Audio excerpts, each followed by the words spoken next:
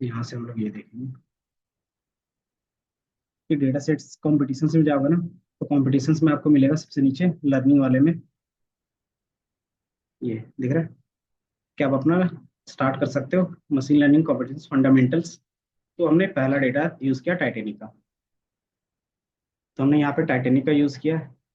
अब इस डेटा में है क्या बेसिकली, तो इसके नेम से आपको याद आ रहा होगा कुछ, टाइटैनिक डिजास्टर। हाँ शिप, तो उसमें क्या था, डूब गया था। उसमें क्या थे, कितने सरवाइव किए कितने डेथ किए, उसके बेस पे क्या करना था, एनालिसिस करना है। तो ये बेसिक ओवरव्यू है डेटा का। कॉम्पिटिशन्स में क्या चीजें होंगी, किस तरीके से आप कॉम्पिटिशन्स में पार्ट कर सकते हो और सबमिट कर सकते हो। तो जब मशीन लर्निंग का देखेंगे ना, तब हम लोग क्या करेंगे, एक बार सबमिट करके भी देखेंगे कैसे कॉम्पिटिशन में पार्टिसिपेट करते हैं। तो लास्ट पार्ट रहेगा। बट अभी पार्ट क्या है, डेटा समझना। तो डेटा वाले पार्ट पे क्लिक करोगे, देन आपके पास क्या है कि दो फाइल्स होंगे, एक ट्रेनिंग का और टेस्टिंग का। क्योंकि ये क्या है, मशीन लर्निंग का प्रोजेक्ट है। तो ट्रेनिंग का मतलब क्या हो गया, पहले आप मशीन को ट्रेन करते हो, देन उसको क्या करते हो, क्रॉस चेक करते हो मशीन सही से काम कर रहा है या नहीं। तो इसीलिए हमारे पास क्या है, दो अलग अलग डेटा अलग अलग फाइल पे दिया हुआ है। लेकिन अभी एनालिसिस का काम कर रहे हैं, तो हमारे पास डेटा में क्या होंगे, कॉलम्स होंगे। तो पहला जो हमारे पास डेटा डिक्शनरी होगा, मतलब कौन से वेरिएबल होगा, मतलब कौन सा कॉलम होगा, उसका क्या मीनिंग है। तो जो हमारे पास एक कॉलम होगा सर्वाइवल का, उसमें क्या रहेगा, 0 1 रहेगा। 0 1 का मीनिंग क्या है, यस और नो का बेस पे, मतलब वो तो या तो सर्वाइव कर लिया, या तो फिर क्या हो गया, डेथ हो गया। इसी तरीके से पी क्लास का हो गया, टिकट क्लास, कि वो किस पे है, फर्स्ट क्लास पे, सेकंड क्लास पे या थर्ड क्लास पे, है ना। देन हमारे पास क्या है, सेक्स है, मतलब जेंडर कि मेल है या फीमेल है। एज, देन सिबलिंग, सिबलिंग में क्या होगा कि उसके साथ उसका कोई सिबलिंग गया हुआ है या नहीं गया हुआ है। देन हमारे पास क्या था, पी आर्क, पी आर्क में क्या हो गया, पेरेंट्स, कि पेरेंट्स और चाइल्ड के बेस पे, कि वो अपने पेरेंट्स के साथ गया हुआ है या फिर अपने बच्चों के साथ गया हुआ है। देन ये क्या है, टिकट, टिकट क्या है, टिकट नंबर्स हैं।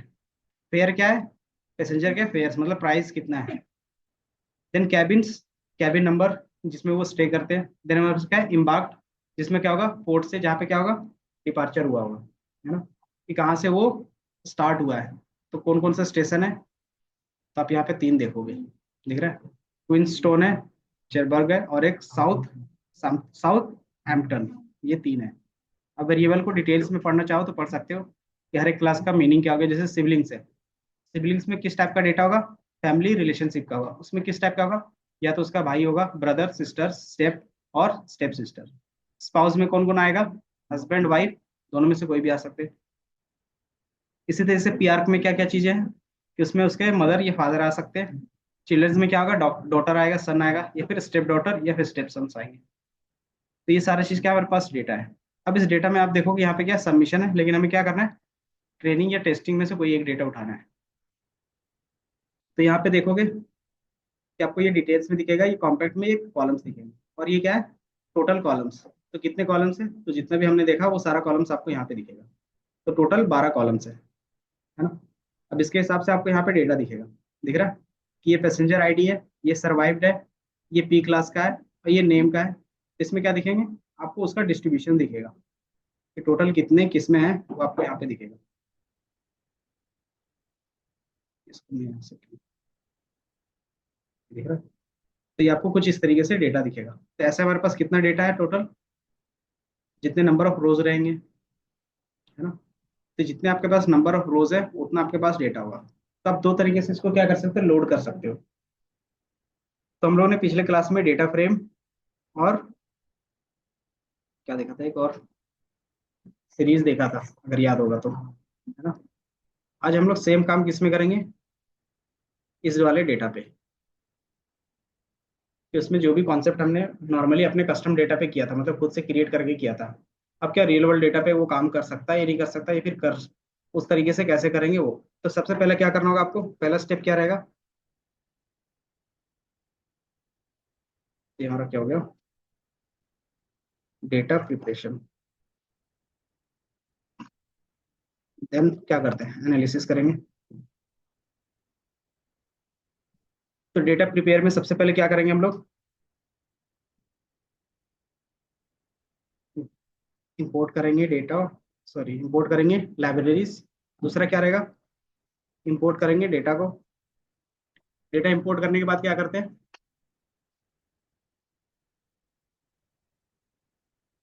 बेसिक ओवरव्यू देख सकते हैं। Basic overview about data.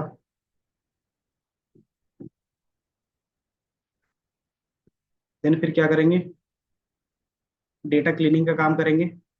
Data cleaning में क्या क्या होता है?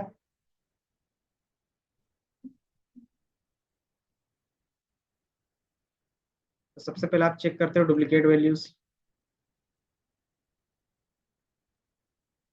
डुप्लीकेट वैल्यूज देन फिर क्या करते हैं, नल वैल्यू या फिर मिसिंग वैल्यू बोल लो।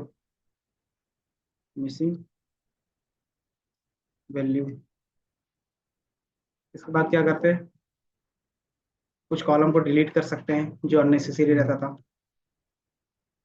Delete data. ये हो सकता है या तो रो वाइज डिलीट करेंगे या फिर कॉलम वाइज।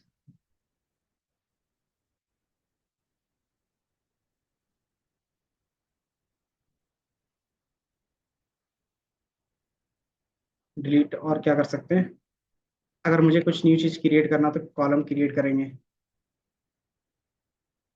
न्यू फीचर्स बोल सकते हैं, न्यू फीचर्स बोलो या फिर न्यू कॉलम।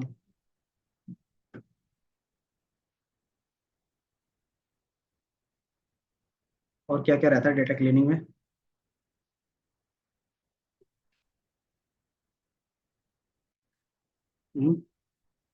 एरर ज्यादातर नल वैल्यूज में ही रहेगा, अगर रहेगा भी तो फिर हम लोग देख लेंगे।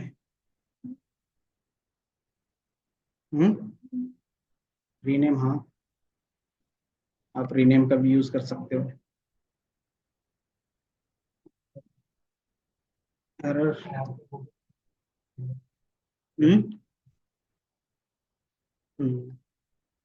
टेक्स्ट वाले में रहेगा वो। तो बाय डिफॉल्ट आप इतना एक काम करते हो डेटा क्लीनिंग में। जैसे ही डेटा क्लीन हो जाएगा फिर हम लोग क्या करेंगे, उसको सेव करके अलग फाइल पे रख लेंगे। एंड देन फिर उसमें से क्या काम स्टार्ट करेंगे, फिर दोबारा डेटा को लोड करेंगे। देन लोड करने के बाद क्या कर सकते हैं, डेटा एनालिसिस का पार्ट करेंगे कि अब डेटा को एनालाइज करेंगे।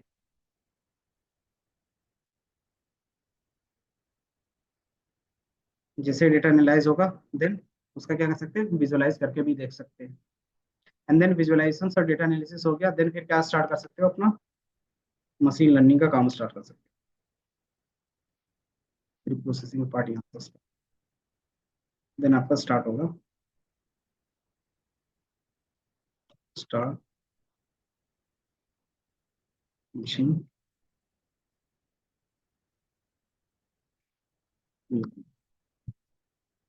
देन फिर यहाँ से आपका ट्रेनिंग टेस्टिंग। फिर यहाँ पे क्या होगा, डेटा प्री प्रोसेस होगा।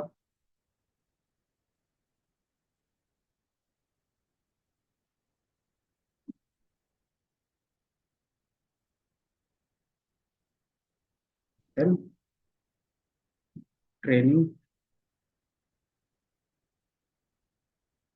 Then prediction. By default short में रखिए प्रिडिक्शंस।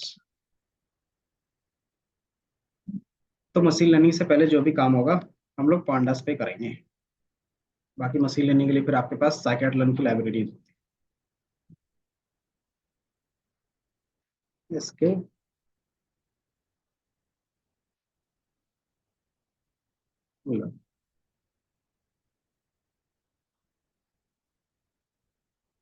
और यहाँ पे जो भी चीजें करेंगे वो रहेगा आपके पास पांडास।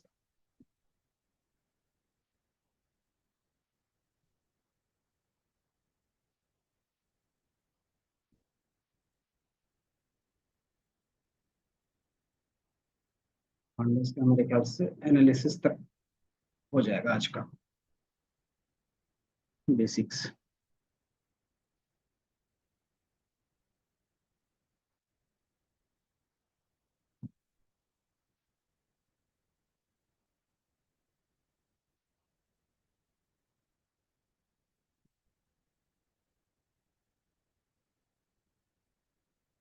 ये आपके पास स्टेप्स हैं इसको।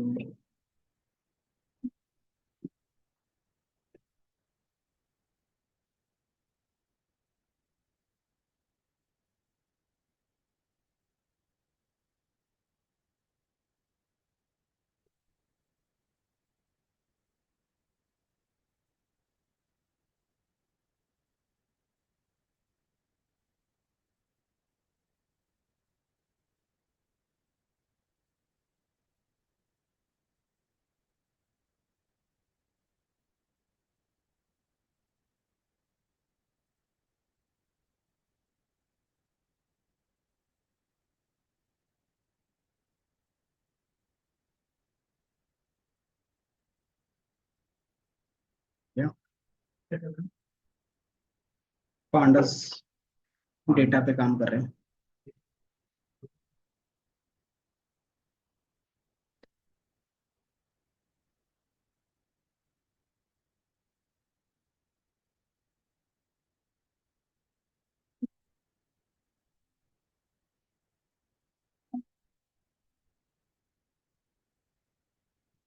ये आपका है ना। तो हम लोग कौन सी लाइब्रेरीज यूज कर रहे थे? पांडास।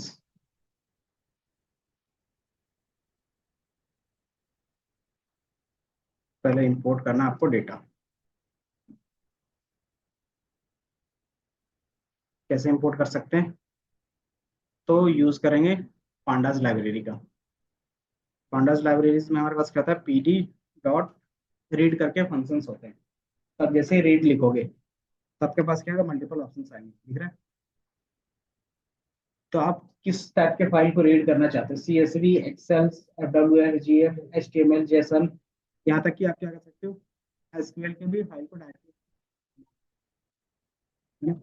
तो जैसे आप इन चीज़ों को लोड करना सकते हैं। CSV हमारे पास था, तो CSV भी क्या करेंगे? क्लिक करेंगे रिपोर्ट की जगह पे CSV, CS। देन इसमें हमारा क्या जाएगा एज आर्ग्यूमेंट? कि ये फाइल का पाथ।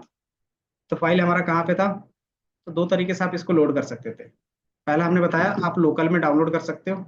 तो लोकल में हमने, तो मैंने ट्रेन वाले को डाउनलोड किया है, ये दिख रहा है। इसको ओपन करके दिखा देते हैं।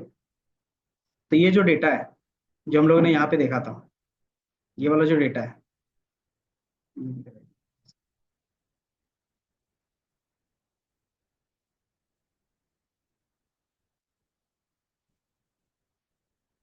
ये जो डेटा था यहाँ पे, डेटा सेक्शन दिख रहा है। यहाँ से हमारे पास क्या होगा? अलग अलग डेटा होगा। तो यहाँ पे हमने क्या किया था? ट्रेनिंग वाले डेटा को डाउनलोड किया था। डाउनलोड कैसे कर रहे हैं? सिंपली आप यहाँ से क्लिक करके डाउनलोड कर सकते हैं। तो डाउनलोड करोगे तो आप क्या कर सकते हो? नॉर्मली पांडास पे यहाँ पे ओपन कर सकते हो। तो ये हमारा पाथ क्या होगा? तो मैं इसको कॉपी कर लेता हूँ। By default right click, properties, और ये इसका क्या है? पाथ है।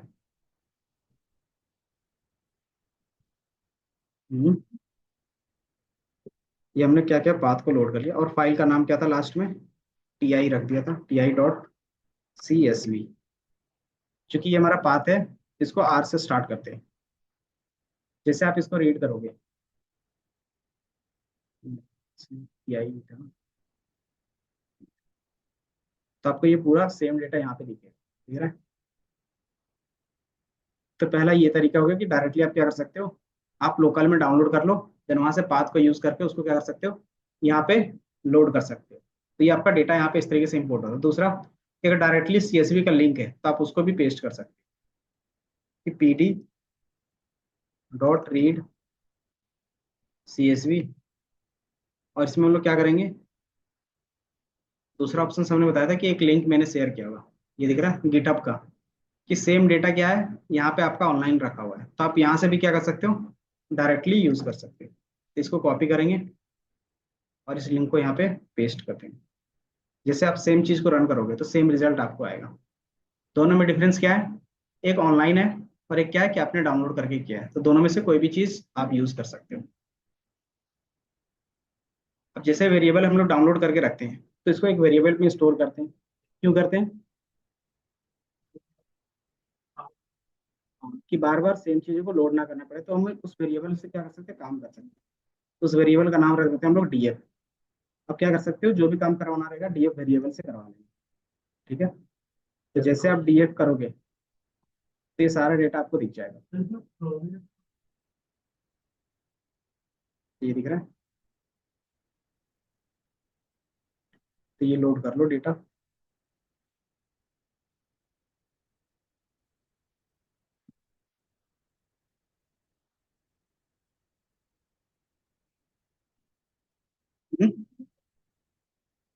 एक वेरिएबल हमने बनाया ना, ये डेटा लोड किया ऑनलाइन से, इसको किसी वेरिएबल पे रखते हैं। अगर कोई भी काम करना हो, चाहे उसमें डेटा क्लीनिंग का, मैनिपुलेशंस का, वैल्यू चेंज करना, तो वेरिएबल पे करेंगे ना। डायरेक्टली बार बार लिंक को कॉल करेंगे तो क्या होगा? टाइम कंज्यूम रहेगा और आपका डेटा भी क्या होगा? ज्यादा दिखेगा।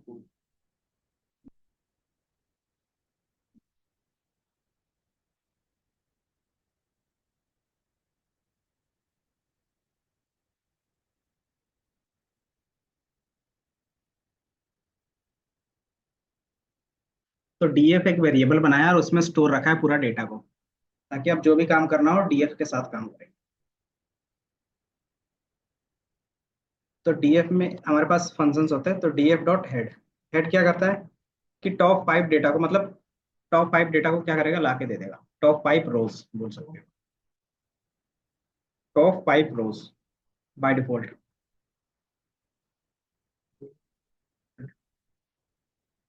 रिटर्न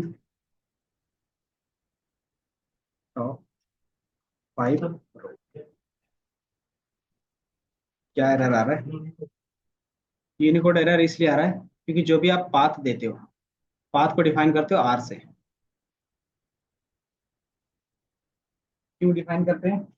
क्योंकि जो हमारे पास ये क्या बोलते हैं, विंडोज है ना, तो विंडोज में डबल स्लैश जाता है। अगर आप लिख देते तो वो ऑटोमेटिकली समझ जाता है कि जैसे मैं अगर इसको हटा दूंगा ना, तो बाय डिफॉल्ट इसको क्या करेगा, वो डबल स्लैश समझेगा।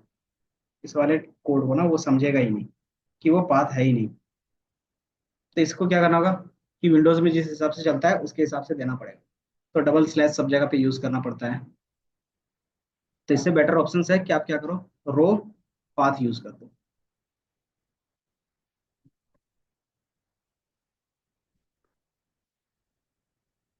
जिस तरीके से आपको दिखेगा, हेड अगर 5 दिखा रहा है लेकिन मुझे क्या देखना है, 10 रोज देखने हैं, तो क्या करेंगे,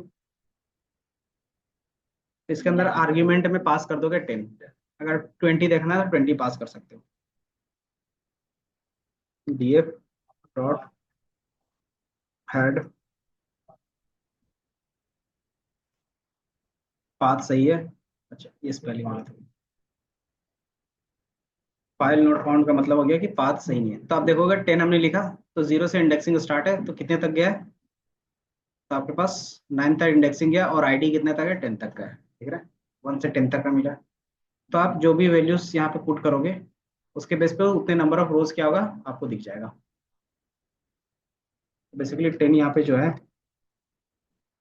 10 इज नंबर ऑफ रोज है। इसी तरीके से हम क्या कर सकते हैं, बॉटम रोज का भी देख सकते हैं। बॉटम के लिए हमारे पास होता है टेल, डीएफ डॉट टेल। सिर्फ काम इनका क्या है, रिवर्स।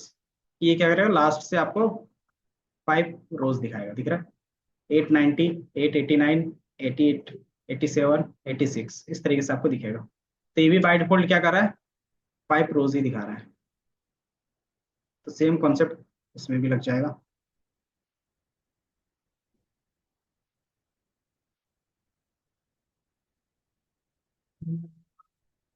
हाँ,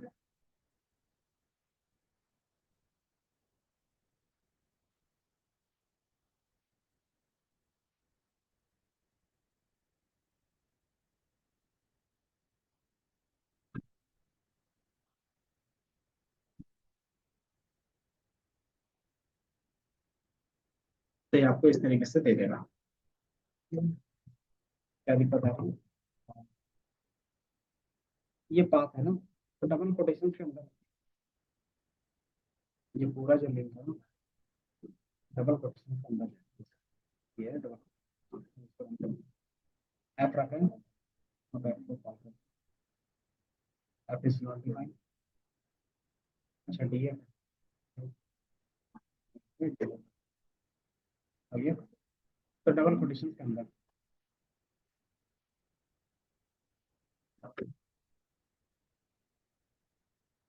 तो ये जो लिंक आप यूज कर रहे हो उसको क्या करना है, डबल कोटेशंस के अंदर रखना है। कोई भी चीज रख रहे हो तो आप डबल कोटेशंस के अंदर रखोगे।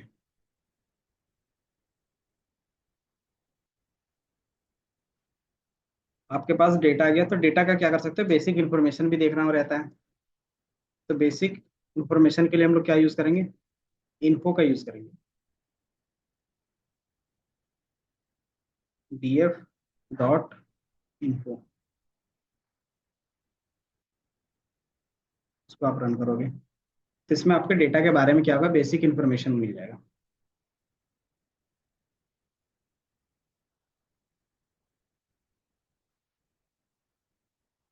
फॉर एग्जाम्पल इसमें क्या क्या चीजें हैं।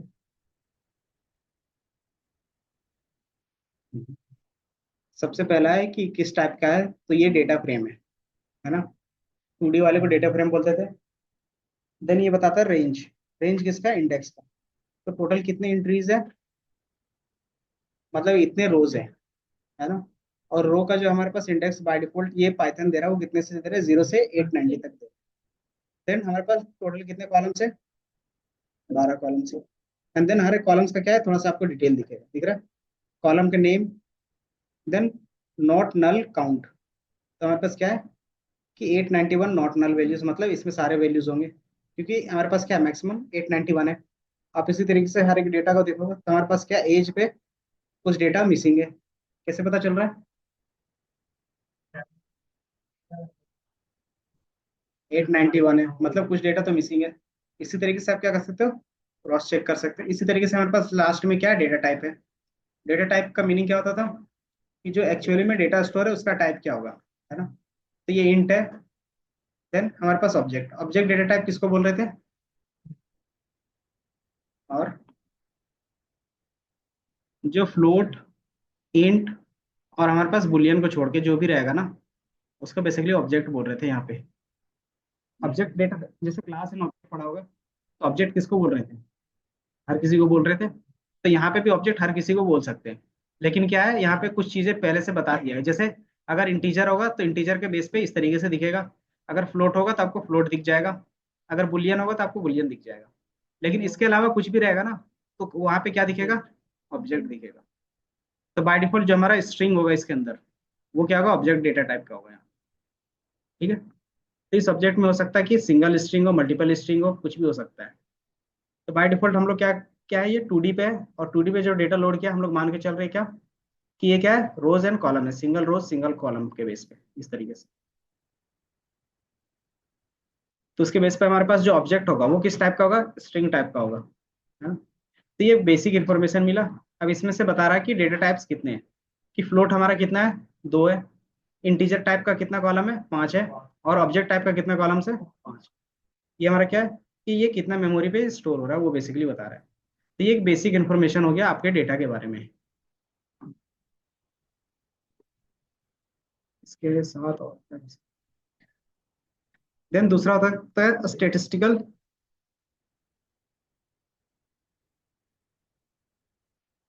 Summary of the data. वो कैसे निकालेंगे, स्टेटिस्टिकल का मतलब क्या होता है, जो बेसिक एग्रीगेट फंक्शंस होते हैं उसको बोलते हैं। तो वो समराइज करके आपको क्या देता है, एक एक नंबर देते हैं। से ये तो एवरेज दे देगा, मीन दे देगा, मैक्स दे देगा, परसेंटाइल दे देगा। देन उसी तरीके से आप क्या कर सकते हो, एक ओवरव्यू ले सकते हो। तो उसके लिए हमारे पास फंक्शन होता है डिस्क्राइब का, df dot DESC।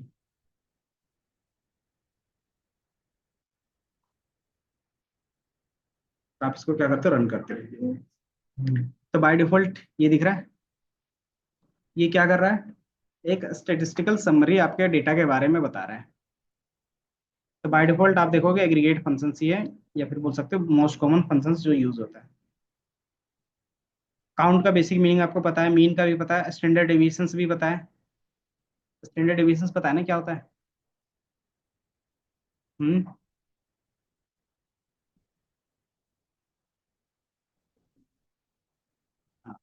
Mean, median mode, standard deviations, variance, ये सारा कॉन्सेप्ट था। नहीं पता, इसके बाद होगी। बट एक ओवरव्यू, नहीं जैसे नंपाई पांडास के बाद है। बट कोई नहीं, साथ ही साथ चलेगा ना, तो उसमें भी कवर हो जाएगा, इसमें भी कवर हो जाएगा। स्टैंडर्ड डेविएशंस से पहले आपको जानना होता है मीन, जो आपको पता है। मीडियन, वो पता है क्या होता था।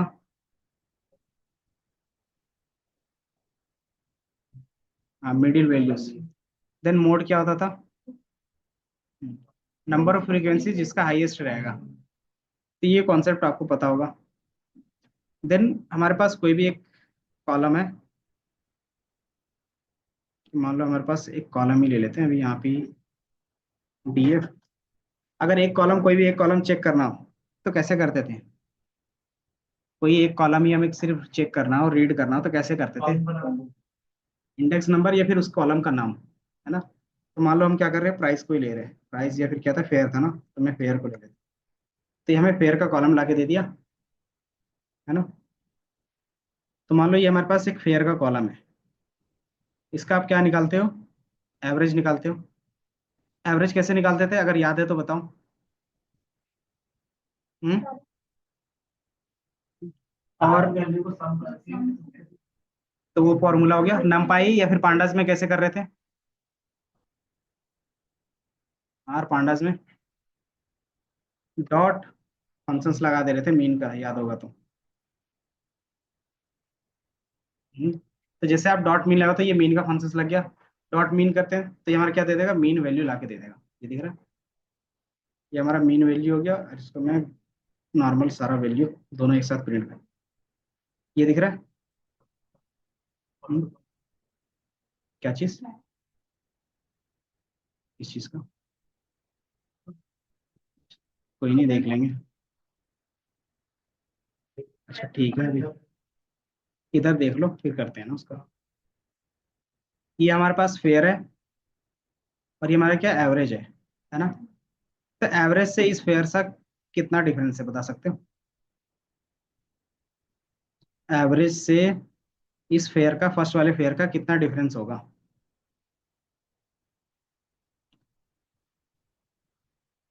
एवरेज का मतलब क्या होता है कि सिंपली सबको सेम पार्ट डिवाइड कर देना। 32 32 32 सबको दे देगा। लेकिन एक्चुअली में क्या पहला वैल्यू 32 है? क्या उसके आसपास भी है? तो मतलब इसमें क्या होगा, एरर पॉइंट होगा। कितने का एरर है? तो आप क्या करते हो, माइनस करते हो। 32 माइनस 7 करोगे, 25 आएगा। इस तरीके से आप हर एक एरर पॉइंट, हर एक पॉइंट के लिए निकाल सकते हो। तो जो हम लोग ये निकाल रहे हैं ना, यही बेसिकली वेरिएंस होता है, कि मीन से हमारा वैल्यू कितना वैरी कर रहा है। ये समझ में आया? तो इस तरीके से मान लो इसका 25 आया, इसका कितना आएगा? 32 माइनस 71, कितना आएगा? माइनस 39। ठीक है। इसी तरीके से क्या आएगा, इसका भी 25 आएगा, 7 है तो, या फिर 24, क्योंकि 7.9 है ना। इसका 53 है, तो 32 माइनस 53 कितना आएगा? -21। तो इस तरीके क्या होगा, आपको पूरा वैल्यू मिल जाएगा। तो अगर किसी ने पूछ दिया कि ऑन एन एवरेज एरर क्या है वो बताओ, तो क्या करोगे? ये हर एक पॉइंट का एवरेज निकल गया। ये मैंने हर एक पॉइंट का एवरेज मतलब क्या निकाला, एरर निकाला कि कितने का एरर आ रहा है। अब उसको ने पूछ दिया कि एवरेज एरर बताओ, तो क्या होगा? क्या बोलोगे, कैसे निकालोगे? इसको सम कर दोगे और डिवाइडेड बाय एन कर दोगे। तो इसी का सम करते हो और डिवाइडेड बाय एन करते हैं, क्यों करते हैं? ताकि एक नंबर में रिप्रेजेंट कर सके पूरे एरर को। तो पूरे एरर को जब एक नंबर में रिप्रेजेंट करते हो, तो यही हमारा वेरिएंस नंबर होता है। ये हमारा क्या हो गया, पूरा वेरिएंस हो गया। तो इसका फॉर्मूला किस तरीके से बना, अगर आप देखोगे तो, कि mean minus x i divided by n, यही किया है ना? और ये टोटल का हमने क्या किया, समेशन किया था, ऐड ही किया था ना सबको आपस में। तो यही हमारा क्या बन गया, वेरिएंस का फॉर्मूला बन गया। ये समझ में आया? लेकिन वेरिएंस में इसमें क्या था, एक प्रॉब्लम था कि आप नॉर्मली इस तरीके से करते हो ना, तो हमारे पास कुछ एरर आते हैं, मतलब रिजल्ट सही नहीं है देता। तो हम फिर क्या कर रहे थे, जो माइनस आ रहा था उसको पॉजिटिव कर रहे थे, तो इसको क्या बोलते थे, एब्सोल्यूट बोलते थे।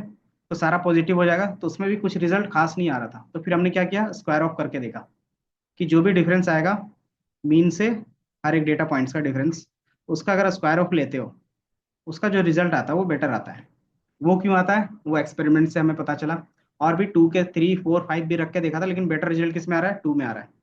इसको आप क्या कर सकते हैं, एग्जाम्पल के फॉर्म में अच्छे से भी देख सकते हैं, तो वो आगे क्लास में भी देख लेंगे एक बार। तो ये क्या किया हमने, स्क्वायर के बेस पे क्या किया, ये रखा है।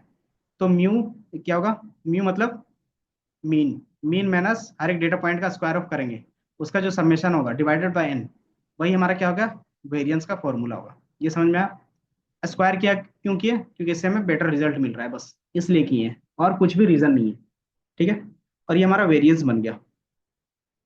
अब जैसे वेरिएंस हमारा एक नंबर निकलेगा, मान लो 3480 निकला सम करने के बाद, ये नंबर आया। अब इस नंबर का क्या करते हैं, अंडर रूट करेंगे।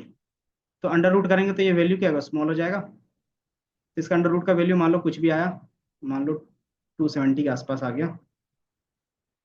अंडर रूट का मीनिंग मतलब क्या है, इसका स्क्वायर रूट। तो इसका वैल्यू ये आ गया।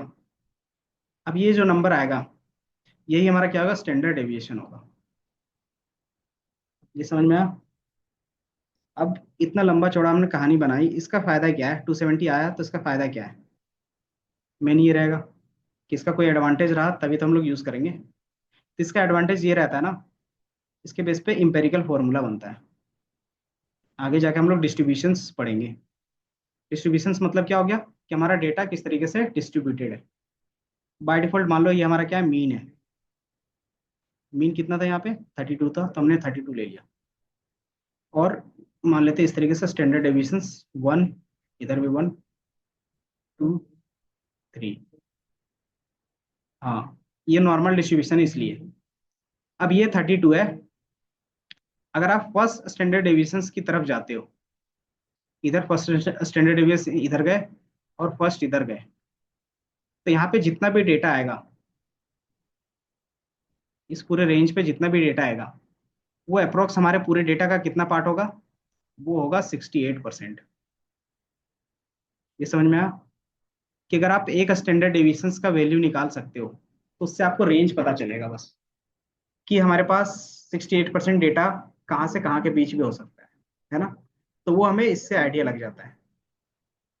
तो मान लो हमने यहाँ पे क्या क्या मीन निकाला है, और इसका स्टैंडर्ड डेविएशंस निकाल लेते हैं। तो इसका स्टैंडर्ड डेविएशंस निकालने के लिए क्या करना होगा,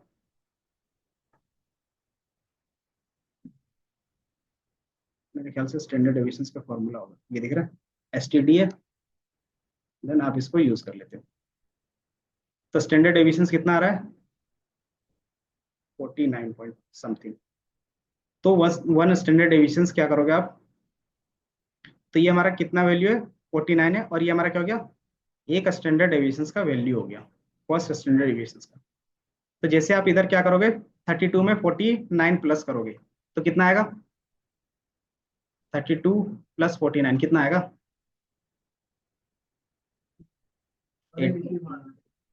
81। और माइनस करेंगे तो माइनस माइनस 70 आएगा। तो स्टैंडर्ड डेविएशंस का वैल्यू फिर ये नहीं आएगा, एक सेकेंड, क्योंकि इतना माइनस पे तो नहीं जाएगा ना, फेयर, कि फेयर में हमारा जीरो जा सकता है।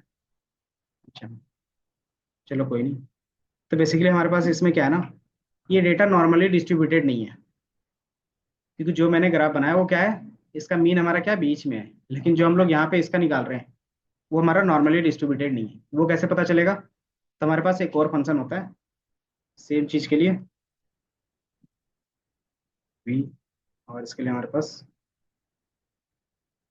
स्क्यू, ये दिख रहा है 4.7 है। इसका बेसिकली मीनिंग क्या है, स्क्यूनेस। स्क्यूनेस का मतलब होता है कि जब भी स्क्यूनेस जीरो होगा, तो वो ग्राफ हमेशा सिमेट्रिक होगा। अगर वो पॉजिटिव है, तो उसका ग्राफ कुछ इस तरीके से जाएगा। अगर वो नेगेटिव है, तो उसका ग्राफ कुछ इस तरीके से जाएगा। तो जितना ज्यादा पॉजिटिव वैल्यू, मतलब वो उतना ज्यादा क्या है, राइट साइड स्क्यूड है। अगर इसका आप नॉर्मली ग्राफ भी देखना चाहोगे तो इस तरीके से देख सकते हो अपना, इसको बोलते हैं स्क्यूनेस।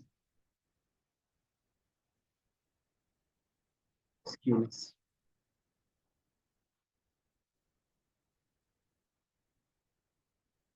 इमेज स्क्यूनेस, ठीक है, मैथ्स का पार्ट पढ़ना जरूरी है।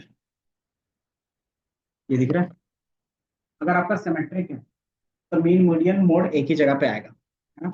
अगर एक ही जगह पे आ रहा है, तो इसमें जो स्क्यूनेस की वैल्यू होगी, जो मैंने अभी स्क्यूनेस का फॉर्मूला लगाया ना, उसकी जो वैल्यू आएगी, वो क्या आएगा, जीरो आएगा, या तो फिर जीरो के आसपास रहेगा।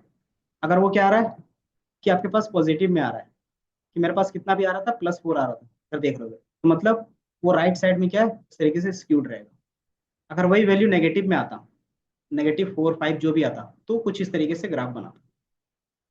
तो इस वैल्यू से हमें क्या होता है, पता चल जाता है कि कौन सा वैल्यू हमारा नॉर्मली डिस्ट्रीब्यूटेड है या नहीं है, पूरा कॉलम का डेटा। तो बाय डिफॉल्ट हमें इससे क्या पता चला कि ये नॉर्मली डिस्ट्रीब्यूटेड नहीं है।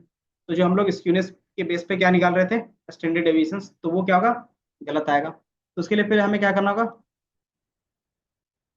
इस डेटा को स्क्यूनेस पे लाना पड़ेगा। स्क्यूनेस का मतलब इसका जो भी वैल्यू है इसको जीरो करना होगा। तो जीरो कैसे कर सकते हैं, उसके डेटा को ट्रांसफॉर्म करके। ट्रांसफॉर्म कैसे कर सकते हो, इसका स्क्वायर ऑफ कर सकते हो, लॉग निकाल सकते हो, या फिर क्या कर सकते हो, लॉग लॉस लिख सकते हो। मतलब कोई भी फॉर्मूला जिसके बेस पे क्या होगा, डेटा मैनिपुलेट हो जाए। जैसे इसी डेटा का हम लोग क्या कर सकते हैं, स्क्वायर ऑफ कर सकते हैं। डीएफ वेयर है, इसका मैंने क्या किया, स्क्वायर ऑफ कर दिया। डॉट एसक्यू, नहीं एसक्यू स्क्वायर नहीं है, क्यू, उसके लिए फिर नंपाई लाना पड़ेगा। तो इम्पोर्ट, बस ये क्या है कि आपके पास अभी बेसिकली दिखाने के लिए कर देना इम्पोर्ट नंपाई, क्योंकि ये हम लोग करते रहेंगे आगे जाके भी। एनपी और एनपी डॉट एसक्यूआरटी, दोनों में से कुछ भी, स्क्वायर रूट या फिर स्क्वायर रूट भी चलेगा।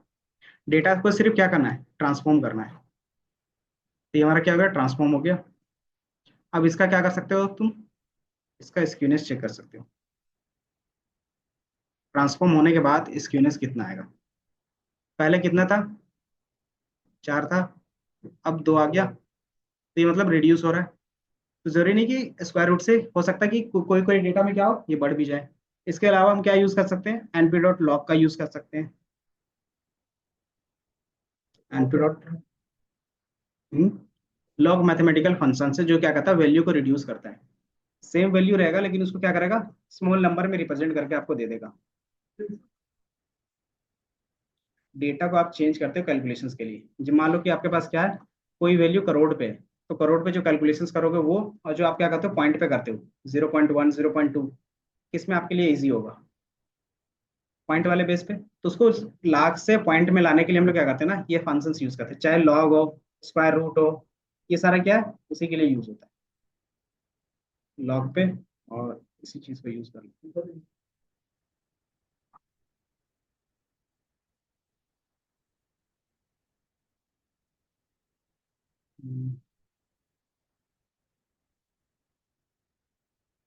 एनपी डॉट और डॉट,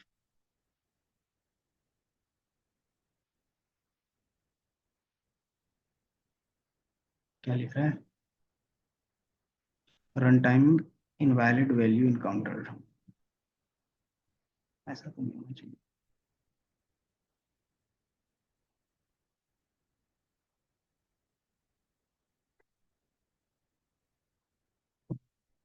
लॉग वैल्यू, लॉग वाले में ये काम नहीं करता, तो इस पे सही से नहीं काम कर रहा, तो दूसरा कोई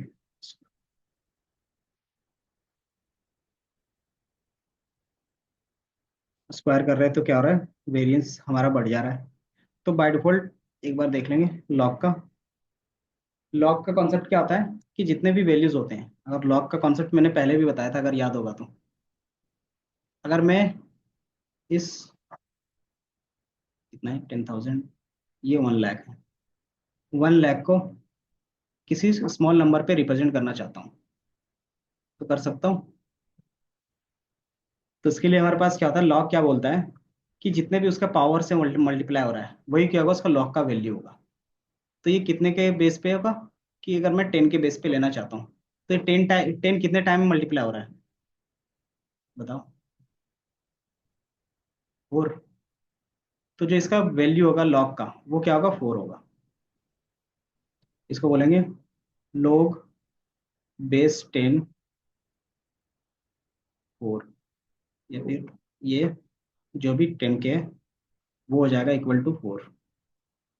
अब बताओ, अब इस 4 का कहीं भी कैलकुलेशन आप इजीली कर सकते हो, और इसका एक्चुअल वैल्यू क्या है, ये कैलकुलेशंस करने के बाद जो भी नंबर आएगा उसको फिर क्या करेंगे, फिर से रिवर्स केस में लगा सकते हैं। किसी तरीके से फिर क्या करेंगे, रिवर्स केस में यूज करेंगे, देन एक्चुअल नंबर मिल जाएगा। तो ये सिर्फ कैलकुलेशंस के लिए करते हैं। तो ये लॉग का काम होता है। तो ये जरूरी है कि 10 का ही हो, तो हम क्या कर सकते हैं, अपने हिसाब से 100 का भी रख सकते हैं। तो उसको बोलते हैं लॉग बेस 100। जिसके बेस पे करोगे तो इसमें कितने 100 से मल्टीप्लाई होगा, ये बना है 3 ना। 2 2 4 5 जीरो, तो एक और चला ले लेते हैं अभी फिलहाल के लिए। अगर ये एक जीरो नहीं रहता तो पॉइंट में कुछ वैल्यू आता है बाय डिफॉल्ट। ये क्या होता, इस तरीके से होता। तो इसका बेस क्या होता कि वन, ये जो भी है 60 के साथ, तो इसका वैल्यू 3 होता। तो ये हमारा इस तरीके से होगा। इसी तरीके से ये बेस पे डिपेंड करेगा, ये किसका बेस है वो आपको याद रखना है कि लॉग बेस 2 होगा, लॉग बेस 10 होगा, लॉग बेस 4 होगा। तो अपने कन्वीनियंस के हिसाब से क्या करते हो, उसके पावर के हिसाब से रखते हो। कहाँ पे, ये 10 दिया था। और ये बाय डिफॉल्ट जो हम लोग रखते हैं ना लॉग वाला, वो बाय डिफॉल्ट 10 का रहता है। हाँ, इसके अलावा अगर आप देखोगे ना, np डॉट लॉग कैपिटल, ये दिख रहा है, log 10, log 1p, log 2, इस तरीके से क्या है, ज्यादातर log 2 और log 10 यूज होता है। तो ये आप यूज कर सकते हो बाय डिफॉल्ट, बना सकते हो। तो उसको आपको कस्टम फंक्शंस बनाना पड़ेगा। लेकिन इंडस्ट्री में जो सबसे ज्यादा यूज होता है वो यहाँ पे दिख रहा होगा, log 10 और log 2 का यूज। क्यों log 10 का क्यों यूज करते हैं, क्योंकि 10 का पावर हमें इजिली याद रहता है। 2 का क्यों करते हैं, क्योंकि कंप्यूटर में कुछ जो भी चीज होती है वो 2 के फैक्टर में होता है ना। क्योंकि बाइट के फैक्टर में होता है तो या तो 0 होगा या तो 1 होगा, तो 2 नंबर के बेस में ज्यादातर होता है, इसलिए 2 पे रखते हैं। तो दोनों में से आप कुछ भी रख सकते हो, या इसके हिसाब से अपने हिसाब से कोई भी चीज डिफाइन करोगे। बेसिक फॉर्मूला इसी तरीके से बनेगा आपका, जो मैंने बताया। क्या,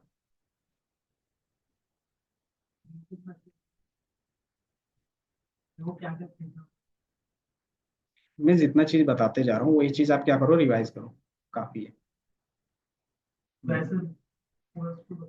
जैसे लॉग क्या है, पूरा एक चैप्टर है मैथ्स में, उसको पढ़ना चाहो तो फिर पूरा एक चैप्टर है।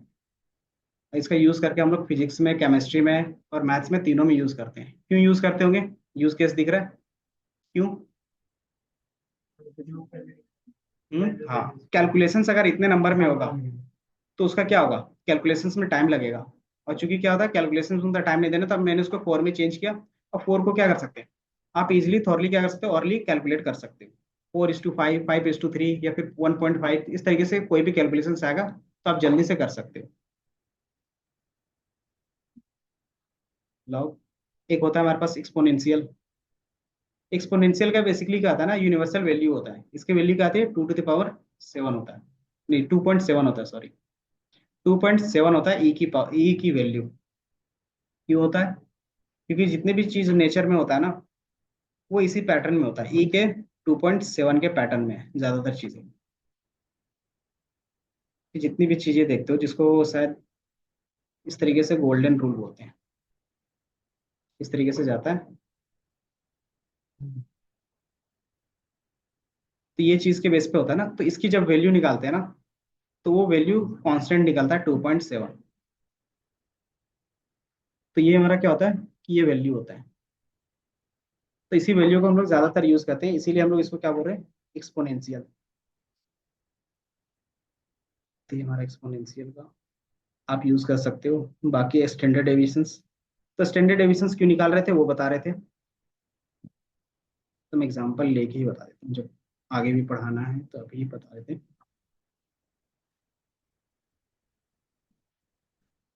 इसमें आपको एग्जांपल के साथ में data graphs,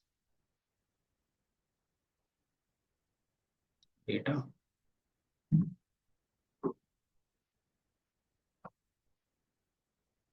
deviations, mean variance, standard deviations. Variance समझ में आया था, क्योंकि स्टैंडर्ड डेविएशन समझने के लिए आपके पास वेरिएंस का क्या होना चाहिए, कॉन्सेप्ट होना चाहिए। वेरिएंस का कॉन्सेप्ट क्या था, कि जो भी हमारे पास एवरेज होगा उससे हर एक डेटा पॉइंट्स का डिफरेंस का होल स्क्वायर, और पूरे का क्या करेंगे, एक नंबर में कन्वर्ट करने के लिए उसका मीन ले लेंगे। है ना। और चूंकि ये सम कर रहे थे तो समेशन का साइन यहाँ पे लगा। और कहाँ से कहाँ तक कर रहे थे, आई की वैल्यू 1 से लेके n तक जाएगा, मतलब जितने डेटा पॉइंट होंगे सबके लिए। तो यही हमारा क्या था, वेरिएंस का फॉर्मूला था। ठीक है। और यही चीज यहाँ पे वर्ड्स पे लिखा है, the average of square difference from the mean, यही हमारा क्या होता है, वेरिएंस होता है। ठीक है, तो अब वेरिएंस समझ में आ गया। देन वेरिएंस का क्या करते हैं हम लोग, सिर्फ रूट अंडर करते हैं। तो अगर देखोगे किधर ये दिख रहा है कि हमने वेरिएंस निकालना है और वेरिएंस का रूट अंडर किया है, तो कुछ नंबर्स आएंगे। अब इस नंबर्स का क्या मीनिंग है वो हम लोग देख रहे हैं। तो यहाँ पे क्या है, एक एग्जांपल है किस चीज का, डॉग्स का। इसमें क्या है ना, कुछ डॉग्स का क्या किया है, हाइट को कैलकुलेट किया कि मान लो आपके पास कितना है, 5 डॉग्स है, उसका हाइट क्या कर रहे हो, कैलकुलेट करके रख रहे हो। कैलकुलेट किया तो हर एक का क्या आएगा, कुछ ना कुछ वैल्यू आएगा, है ना। एंड देन उसका क्या करेंगे, एवरेज निकालेंगे। एवरेज क्यों निकाल रहे हैं, क्योंकि वेरिएंस निकालने के लिए आप क्या करते हो, उसके मीन से ही डिफरेंस दिखाते हो। इसका एवरेज कितना आया, 390। एवरेज मतलब हर एक के लिए इक्वल। तो ये जो ग्रीन लाइन जा रहा है वो क्या है, एवरेज लाइन है। तो मतलब सबके लिए क्या होगा, यही लाइन परफेक्ट होगा, है ना। तो हमने ये एवरेज निकाला। अब एवरेज से हर एक वैल्यू कितना डिफरेंस है वो हम लोग निकालते थे। तो ये क्या है, एक्चुअल डिफरेंस है। अब उसी का क्या कर रहे हैं हम लोग, सिर्फ स्क्वायर ऑफ कर रहे थे, अगर याद होगा तो। सबका स्क्वायर ऑफ किया हर एक डेटा का, और उसी को क्या किया, डिवाइडेड बाय n, ताकि एक नंबर में हमें मिल जाए। और वो जो नंबर मिला वो हमारा क्या हो गया, वेरिएंस हो गया। अब ये क्या है, ये नंबर और जो बेसिकली हमने जो डेटा कैलकुलेट किया था वो नंबर कभी भी मैच हो रहा है, आसपास में है। ये क्या है, 1000 में है, और ये क्या है, नॉर्मल नंबर्स में। तो इसको रिड्यूस करने के लिए हमने क्या किया, स्क्वायर रूट किया है। तो स्क्वायर रूट को ही हम लोग स्टैंडर्ड डेविएशन बोल रहे हैं, तो हमें क्या होगा, 147 मिलेगा, है ना। तो ये क्या है कि हमारे पास जो डेटा है उसके आसपास या फिर उससे क्या है, मिलता जुलता है। लेकिन अब इसका यूज केस क्या होगा, तो बेसिकली यहाँ पे आप देख रहे होगे कि जो भी एवरेज लाइन है ये हमारा क्या है, एवरेज लाइन है।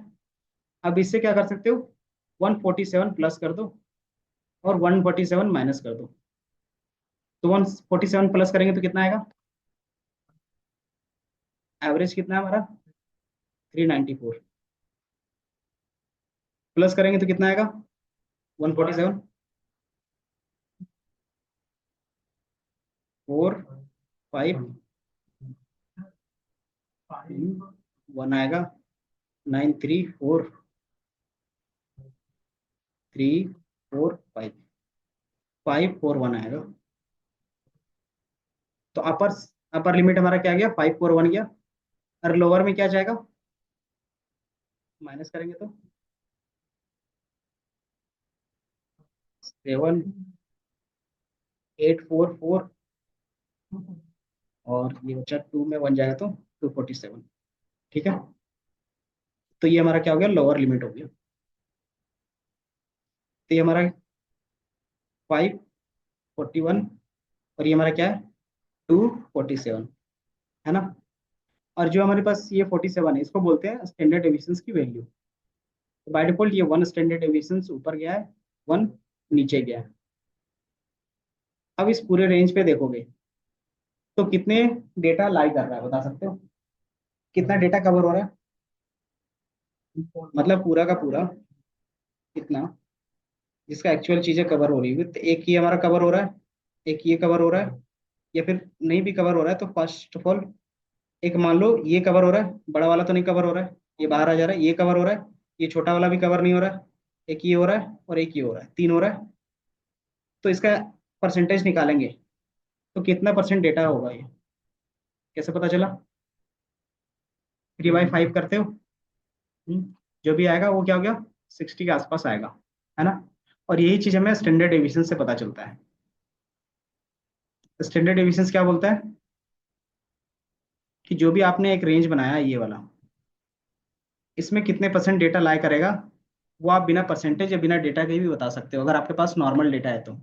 कि मान लो आप 1000 डेटा कलेक्ट करोगे तो भी, या फिर 10 डेटा कलेक्ट करोगे तो भी, या फिर 1 लाख डेटा कलेक्ट करोगे तो भी, या फिर पूरा पॉपुलेशन से कवर कर लो जितना भी है, पूरा दुनिया में जितने भी डॉग्स होंगे सबका आप कवर कर लोगे तो भी, उसका जो फर्स्ट स्टैंडर्ड डेविएशन में जितना भी होगा वो 68% डेटा कवर हो जाएगा। और उसका जो वैल्यू होगा वो कितने से कितने सेंटीमीटर के बीच में रहेगा, 247 से लेके 541 के बीच में ही रहेगा, समझे। कि अगर आप क्या करते हो, फिर से जाके कोई भी डॉग का सैंपल उठाओगे, तो उसका जो मेजरमेंट करोगे तो उसमें से 68% डेटा जो भी आएगा, मतलब 10 में से 6 डॉग का जो भी हाइट आएगा, वो बेसिकली कहाँ से आएगा, 247 से लेके 541 के बीच में ही रहेगा। ये कौन बोलता है, स्टैंडर्ड डिविजन। ये क्या है, यूनिवर्सल है। ये कैसे पता चला, एक्सपेरिमेंट के बेस पे हमें पता चलता है।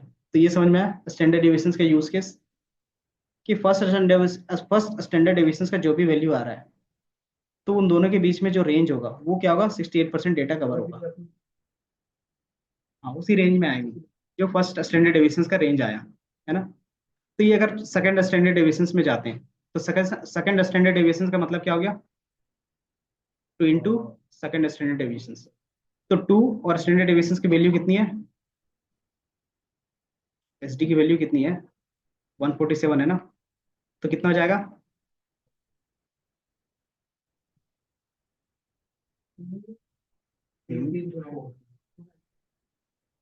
तो अब जो भी हमारे पास एवरेज से 294 ऊपर जाओगे, तो मैं इसको पहले एक बार रिमूव करता हूँ सारा चीज। ये हमारा एवरेज लाइन था।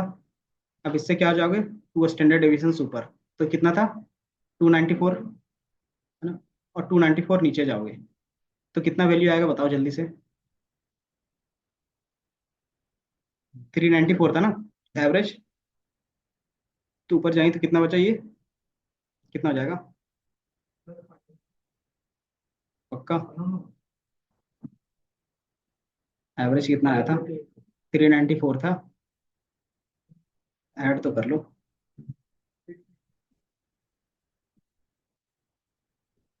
तो ये हमारा 688 आएगा मान लो। और नीचे जाएंगे तो कितना आएगा, 100 आएगा, ये कट गया 100, बाय डिफॉल्ट 100 के आसपास आएगा। तो मान लो ये 200 है, तो ये हमारा क्या होगा, 2 है, 4 है, तो ये हमारा क्या होगा, 100, ये वाला लाइन है। तो ये लाइन में क्या होगा, 100 आएगा। और हमारा 688 है, तो ये पूरा कवर हो जाएगा यहाँ तक का, है ना। तो अभी हमारा कितना डेटा कवर हो रहा है अप्रोक्स, ऑलमोस्ट सारा। तो मतलब ये 100% बोल सकते हो, क्योंकि हमारे पास 5 डेटा है, तो इसके बेस पे 100% बोल रहे हैं। अगर ये डेटा ज्यादा होता तो क्या था, एक्यूरेसी और अच्छे से आती। तो जब हम लोग सेकंड स्टैंडर्ड डेविएशंस निकालते हैं बहुत सारे डेटा में, तो उसकी जो वैल्यू आएगी वो 97% आएगी, कि वो 97% डेटा को कवर कर सकता है सेकंड स्टैंडर्ड डेविएशंस की वैल्यू।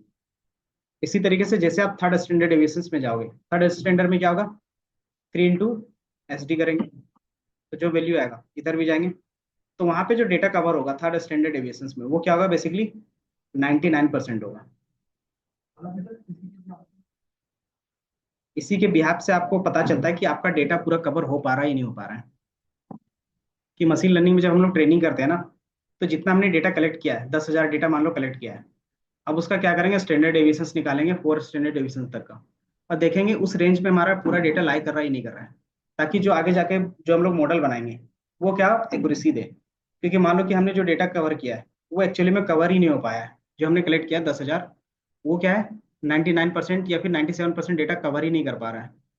तो क्या हो सकता है फ्यूचर में, वो रॉन्ग प्रिडिक्शंस तो करेगा ना। तो अगर मुझे लगता है कि मैंने 10 के ही क्या 5 के ही क्या किया डेटा कलेक्ट किया, और वो क्या है, स्टैंडर्ड डेविएशंस का 97 या फिर 99% डेटा कवर कर पा रहा है, इसका मतलब क्या है कि आगे जाके फ्यूचर में जो भी डेटा आएगा वो इसी रेंज के अंदर आएगा, है ना।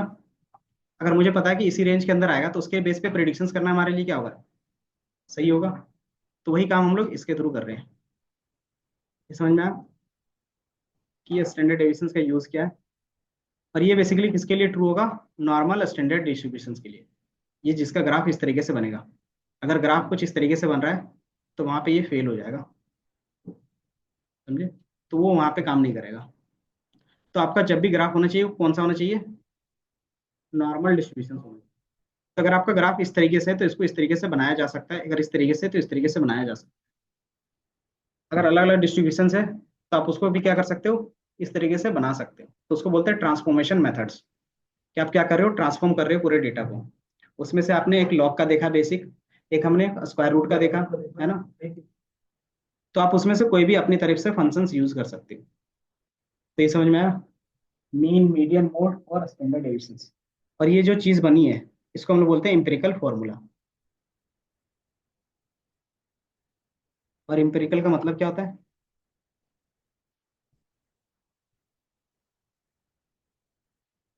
जो ऑब्जर्वेशन से और एक्सपीरियंस से पता चलता है, उसका कोई प्रूफ नहीं मिलेगा। तो ये जो 99, 97 और 68% बोल रहे हैं, वो एक्सपीरियंस के बेस पे है और एक्सपेरिमेंट के बेस पे है। इसका कोई प्रूफ नहीं है, इसीलिए इसको बोलते हैं एम्पेरिकल फॉर्मूला। और हर एक चीज में क्या होता है, एम्पेरिकल फॉर्मूला होता है, चाहे केमिस्ट्री में चले जाओ, फिजिक्स में चले जाओ, या फिर मैथ्स में चले जाओ। तो ये एम्पेरिकल फॉर्मूला उसका हो गया। तो एम्पेरिकल फॉर्मूला, चूंकि हम लोग स्टैट्स में देख रहे हैं, तो स्टैट्स का यूज करेंगे। ये दिख रहा है?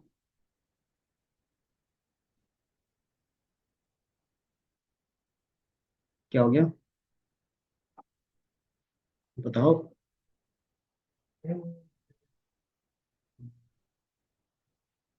बेसिक, आपको यूज केस पता होना चाहिए। हाँ,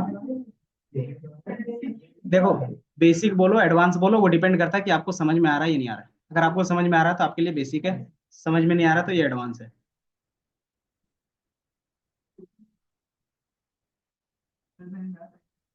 आप कोई दिक्कत नहीं है, लेकिन ये चीज समझ में आई स्टैंडर्ड डेविएशंस का। तो बस आपको यहाँ पे यही याद रखना है, एप्लीकेशन पार्ट, इसका यूज कैसे करेंगे। अब बोलोगे कैलकुलेशन खुद से करना है, तो अभी देखा आपने कैलकुलेशन कैसे करते हैं, सिर्फ फंक्शंस यूज करके। तो वो कैसे कैलकुलेट करता है वो जरूरी नहीं है, क्यों कैलकुलेट कर रहा है और क्या है उसका यूज कैसे, वो पता होना चाहिए बस।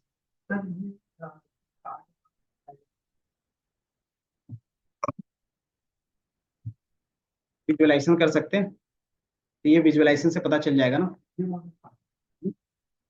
ये हिस्टोग्राम बनता है ना।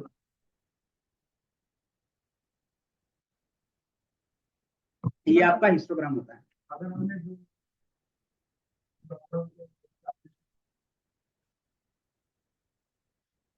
अभी तो बताया ट्रांसफॉर्मेशन की मदद से। हमारे पास अलग अलग ट्रांसफॉर्मेशन के मेथड होते हैं, उसका यूज करते हैं। और वो कैसे पता चलेगा, हो गया अगर नंबर के बेस पे पता करना हो तो मैंने बताया उसके लिए स्क्यूनेस होता है। अगर कोई भी डेटा नॉर्मल डिस्ट्रीब्यूशन से, तो स्क्यूनेस क्या होगा, जीरो होगा। इसमें मैंने बताया था ना कि अगर कोई भी वैल्यू जिसका स्क्यूनेस जीरो हो, उसका बेसिकली मीनिंग क्या हो गया, कि वो नॉर्मल डिस्ट्रीब्यूशन है। क्यों? क्योंकि मैंने यहाँ पे देखा, अगर मैंने आपको दिखाया होगा, ये दिख रहा है, जो सिमेट्रिक होता है वो क्या हो गया हमारे पास, ये नो स्क्यूनेस हो गया। इसको बोलते हैं नो स्क्यूनेस। नो स्क्यूनेस का मतलब कि वो कभी भी या राइट या लेफ्ट टिल्टेड नहीं होगा। अगर ये पॉजिटिव है मतलब उसमें कुछ नंबर्स आएंगे पॉजिटिव में, ये नेगेटिव है मतलब इसका नेगेटिव नंबर आएगा। और सिमेट्रिक है मतलब ना ही पॉजिटिव है ना ही नेगेटिव है, तो कौन सा नंबर बचता है, जीरो बचता है। तो इसके लिए हमारा क्या होगा, जीरो हो गया। तो जीरो हमारा क्या होगा, सिमेट्रिक होगा। और ये जो नंबर दे रहा है वही हमारा क्या होगा, स्क्यूनेस नंबर होगा। तो नंबर के बेस पे स्क्यूनेस यूज कर सकते हो, अगर विजुअलाइजेशन के बेस पे करना है तो हिस्टोग्राम यूज कर सकते हो।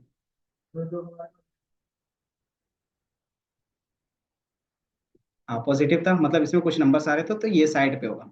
अब पॉजिटिव है तो उसका मीनिंग क्या हो गया, तो अगर आप देखोगे ना उसका मीन मीडियन मोड शिफ्ट हो जाता है, कि जिधर आपका ज्यादा डेटा होगा उधर क्या होगा, मोड होगा, है ना। देन फिर आपका क्या होगा, मीडियन होगा, देन मीन होगा। और नेगेटिव में क्या होता है कि पहले मीन देन मीडियन देन फिर मोड। कि जिसकी फ्रीक्वेंसी ज्यादा है वो क्या है, आगे साइड पे है। ये हमारे पास left side, sorry right side बोल सकते हैं, ये हमारे राइट साइड पे है। तो ये हमारा नेगेटिव हो गया, ठीक है। क्यों? क्योंकि हमारे पास क्या है, इस तरीके से वैल्यू दिख रहा है। दोनों सेम है, डायरेक्शन अलग है ना। तो इसीलिए डायरेक्शन, मेन तो पॉजिटिव और नेगेटिव बेसिकली बताता क्या है, कि अगर आप बोलते हो कि आपके पास क्या जा रहा है, अप ट्रेंड जा रहा है तो इस तरीके से दिख रहा है, डाउन ट्रेंड जा रहा है मतलब इस तरीके से दिख रहा है। तो यहाँ पे जो ये वैल्यू है, डाउन ट्रेंड और अप ट्रेंड, वो किसके बेस पे होता है, ये जो हम लोग लाइन देख रहे हैं ये डाउन ट्रेंड है ये अप ट्रेंड है, किसके बेस पे बोलते हैं, डेटा के बिहाफ पे रहता है, लेकिन वो इसके एंगल के बिहाफ पे रहता है ना, कि इसका एंगल कैसा है। तो ये एंगल जो रहता है उसको क्या बोलते थे, स्लोप बोलते थे। तो वो स्लोप के बेस पे हम लोग क्या करते हैं ना, बताते हैं कि वो डाउन ट्रेंड है या फिर अप ट्रेंड है। अगर स्लोप जीरो है उसका मीनिंग क्या हो गया।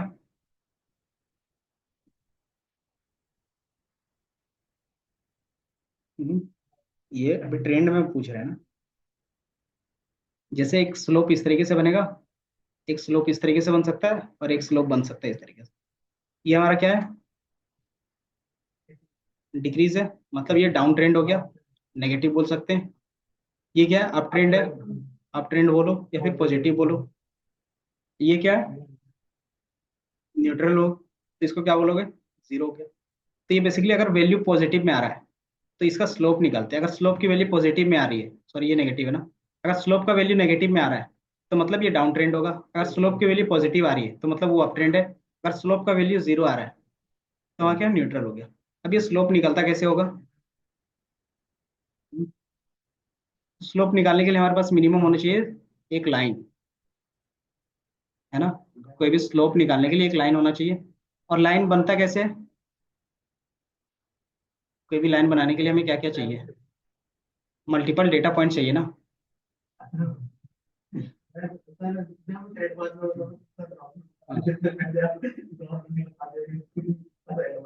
अगर आप एक लाइन बनाते हो तो एक लाइन बनाने के लिए मिनिमम कितने पॉइंट्स चाहिए, दो डेटा पॉइंट्स चाहिए। एक लाइन आपको ड्रॉ करना है तो मिनिमम दो डेटा पॉइंट्स चाहिए होते हैं। तो दोनों को मिलाओगे तो एक लाइन बनता है। इस तरीके से ये दो हो सकता है, और मैक्सिमम कितना हो सकता है, इन्फिनिटी हो सकता है। तो इसके बीच में क्या होगा, एन नंबर होगा। तो ये जो दो पॉइंट्स, मिनिमम दो पॉइंट्स होने चाहिए। अब इसी दो पॉइंट्स के बेस पे क्या होगा, इक्वेशन बनेगा। तो दो पॉइंट्स के बेस पे जब भी आप स्लोप निकालते हो उसका फॉर्मूला बनता है। मान लो ये हमारे पास एक्स वाई है, और ये एक्स वन वाई वन है। डेटा पॉइंट्स को इसी तरीके से कोऑर्डिनेट भी दिखाते हैं, याद होगा तो। मैं यहाँ पे ना करके यहीं पे कर देता हूँ।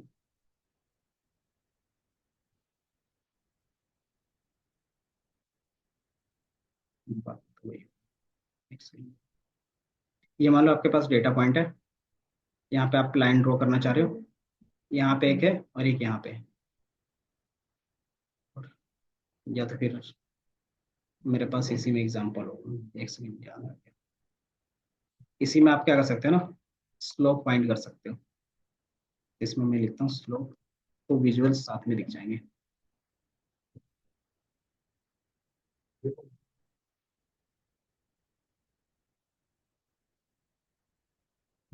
कैलकुलस का पार्ट नहीं देखना था, डेटा लाइन इक्वेशन कहीं पे दिखेगा आपको, मीन मीडियन मोड ग्रेडियंट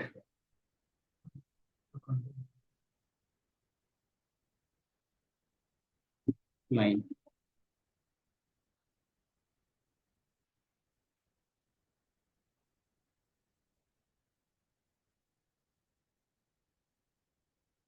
ये हो गया, पॉइंट ए बी है, लेकिन मुझे ये स्टैट्स के बेस पे चाहिए। मैं सर्च करेंगे लाइन इक्वेशन,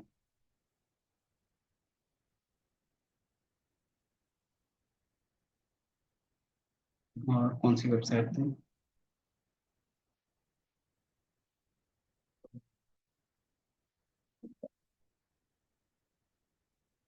यही था शायद। यहाँ पे आपको दिख जाएगा स्लो चेंज।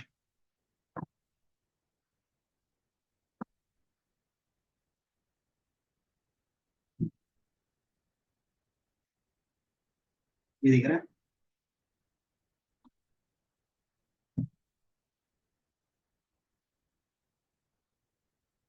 कि मैं नॉर्मली एक वैल्यू रख रहा हूँ यहाँ पे, और एक वैल्यू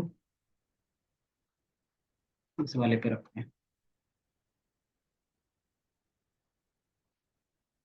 अब दोनों डेटा पॉइंट्स आपको अच्छे से दिख रहा होगा, है ना। तो जो पहला डेटा पॉइंट्स है, इसके कितना है, 10 है, और ये हमारे पास कितना है, इधर से 10 है और इधर से 6 है। ठीक है, तो 10, 6 है, और इसका कितना है, 2/2 है ना। अब इसका स्लोप कैसे निकलेगा, तो आप देखोगे पहले वाले में क्या है, y1 minus y2 minus y1, then x2 minus x1 है। तो y2 की वैल्यू कितनी होगी, 10 होगी। अच्छा x है ना वो, तो y2 हमारा हो गया 6। तो 6, y2 का मतलब ये हो गया, ये हो गया x1 सॉरी x2 y2, और पहला पॉइंट क्या है हमारे पास, x1 y1। Formula y2 minus y1, x2 minus x1। y2 की वैल्यू कितनी हो गई 6, देन y का कितनी वैल्यू है 4, डिवाइडेड बाय x2 की वैल्यू 10 है ना यहाँ पे, x2 की, x2 का कोऑर्डिनेट कितना है 10 है, तो 10 और इसका कितना होगा 2, तो कितना हो गया 2/6 - 4, अच्छा अच्छा हाँ 2 आएगा सॉरी, तो 6 - 2 कितना आएगा 4 आएगा, 10 - 2 कितना आएगा 8, तो 4/8 आया। तो अप्रोक्स ये क्या कर रहा है पॉइंट के बेस पे, तो ये क्या है 4/8 है, 7.98 के बेस पे है ना, तो इसका जो रेशियो निकलेगा वो कितना हो गया 0.51, और यही हमारा क्या कहलाएगा स्लोप कहलाएगा। तो ये स्लोप का हमारा क्या हो गया फॉर्मूला बन गया। अब ये स्लोप हो गया, अब इसी स्लोप के बेस पे क्या कर सकते हो, इसको हम लोग नेम दे देते हैं, इसको बेसिकली एम बोल देते हैं। एम स्लोप को हम लोगों ने एम बोल दिया। अब ये स्लोप है वो पॉजिटिव होगा नेगेटिव होगा, उसके बेस पे क्या होगा एक्स की वैल्यू डिपेंड करेगी। अगर एम के साथ एक्स की वैल्यू को डिफाइन कर सके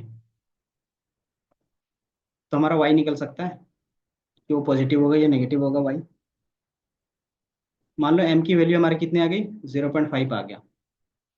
अब एक्स की वैल्यू हम लोग यहाँ से कुछ भी ले लेते हैं, मान लो एक्स की वैल्यू हमने 2 ले लिया, तो वाई कितना आएगा बताओ, 0.5 × 2 कितना आएगा, वाई की वैल्यू 1 आएगी, तो 2:1, तो हमारा कहाँ पे जाएगा 2 ये हो गया और 1 यहाँ पे जाएगा, तो जो हमारा नया वाई आएगा यहाँ पे आएगा विद रिस्पेक्ट टू किसके एक्स के। अब इस पॉइंट और इस पॉइंट को आप क्या करोगे ड्रॉ करके देखोगे, तो दोनों अभी सेम जगह पे है ना, तो दोनों सेम जगह पे मतलब पॉजिटिव, तो अप्रोक्स क्या है पॉजिटिव के आसपास होगा। लेकिन इसमें क्या करना है कि ये इस लाइन पे कट कर रहा है या नहीं कर रहा है, किस पे वाई एक्सिस पे, वो देख सकते हैं कि अगर ये वाई एक्सिस को नहीं कट कर रहा है मतलब वो इन्फिनिटी में जा रहा है। इन्फिनिटी मतलब जैसे आप करते हो ना इस तरीके से, इस पे इन्फिनिटी का ये दिख रहा है, जैसे ये सेम लाइन पे जाता है जो अभी हमारा इक्वेशन के बेस पे आ रहा था, तो ये क्या आता है उसका कोई भी स्लोप नहीं निकलता, उसका कोई भी स्लोप नहीं निकल रहा है तो उसको हम लोग कुछ भी नहीं बोल सकते, उसको बोलते हैं अनडिफाइंड, है ना।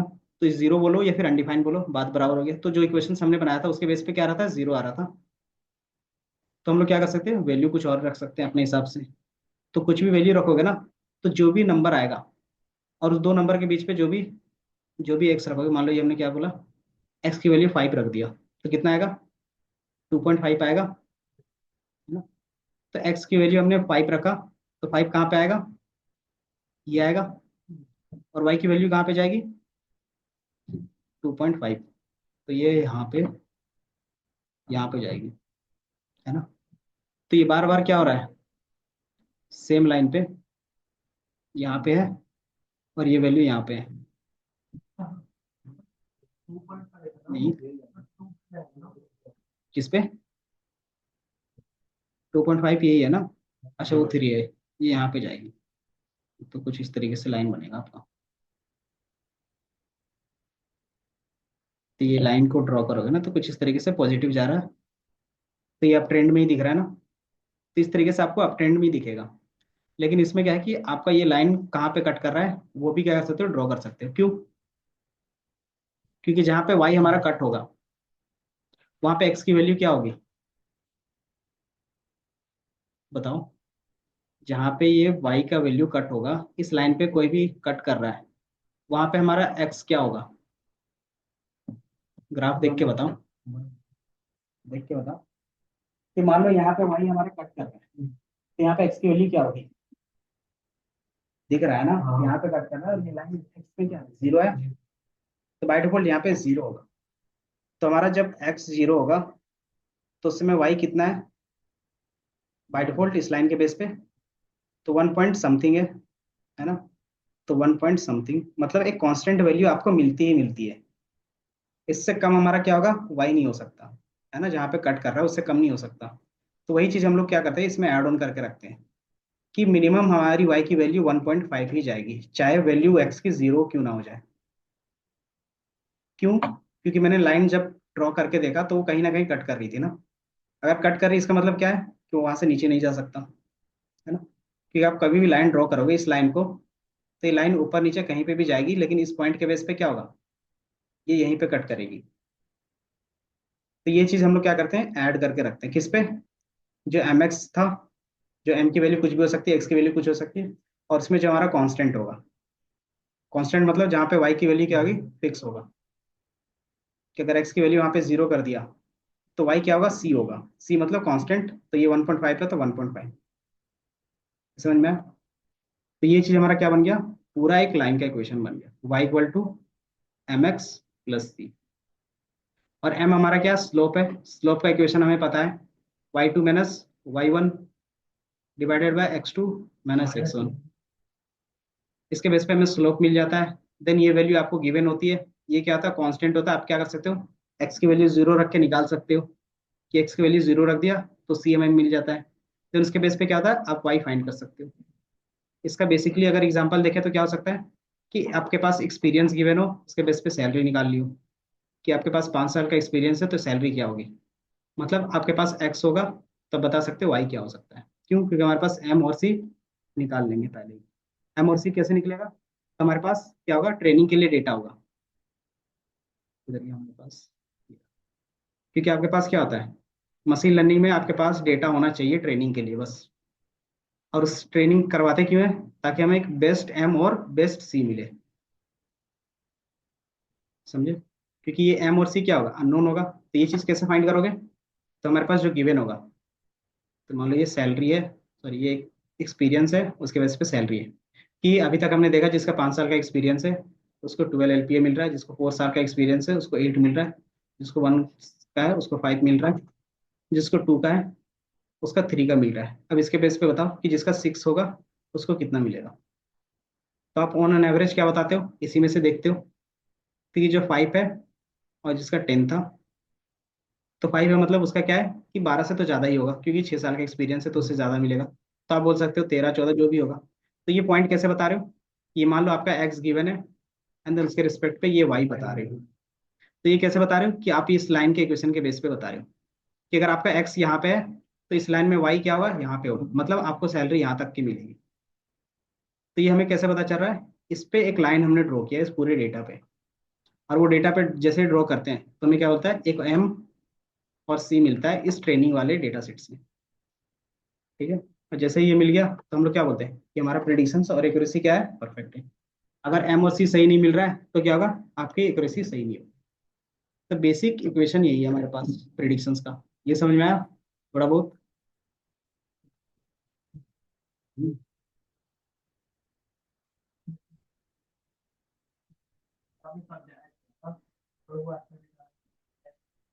वाई कैसे निकला वो, कि आपको लाइन के लिए ना मिनिमम 2 पॉइंट होने चाहिए।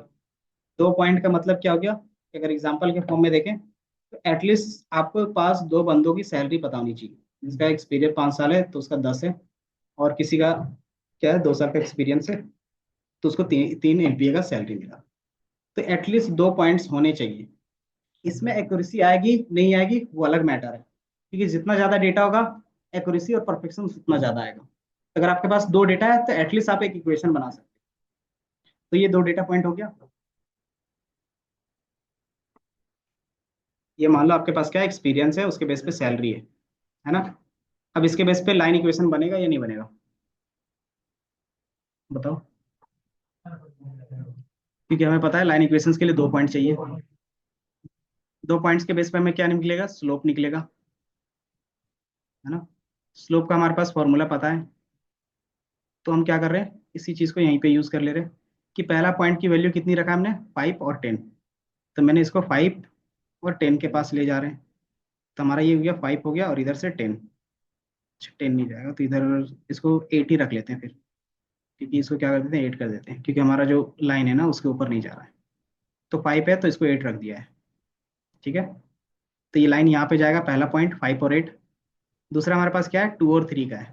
तो ये हमारा 2 है, और वाई क्या जाएगा, 3 जाएगा। तो यहाँ पे मैंने इसको रख दिया 2 और 3। इसके बेस पे हमारा क्या होगा, स्लोप की वैल्यू मिल गई, और स्लोप हमारा क्या है, 1.7 है, और इसी को हम लोग बाय डिफॉल्ट m बोलते हैं, है ना। अब हमारे पास अगर, हाँ, रेशियो बोल सकते हैं इसको, अगर आपकी सैलरी 4, या फिर बोल सकते हो 4 LP है, या फिर 4 साल का एक्सपीरियंस है, तो आपकी सैलरी कितनी होगी, कैसे बताते हो, कि यहाँ पे एक्स की वैल्यू आप देखोगे ना कि 4 है, तो इसके रिस्पेक्ट में वाई क्या हो रहा है, तो 6 हो रहा है, तो आप क्या बताते हो कि 6 LPA का मिल सकता है, 4 का है तो 6 का मिल सकता है। इसी तरीके से अगर किसी ने पूछा क्या 3 है, तो 2 3, अगर 3 का है तो उसको कितना मिल सकता है, तो यहाँ पे जाओगे इस लाइन पे, तो इसको 4 पॉइंट समथिंग, तो अगर आपको 3 साल का एक्सपीरियंस है तो 4 पॉइंट समथिंग मिलेगा। तो ये आप क्या कैसे बता रहे हो कि एक्स की वैल्यू जितना है 4,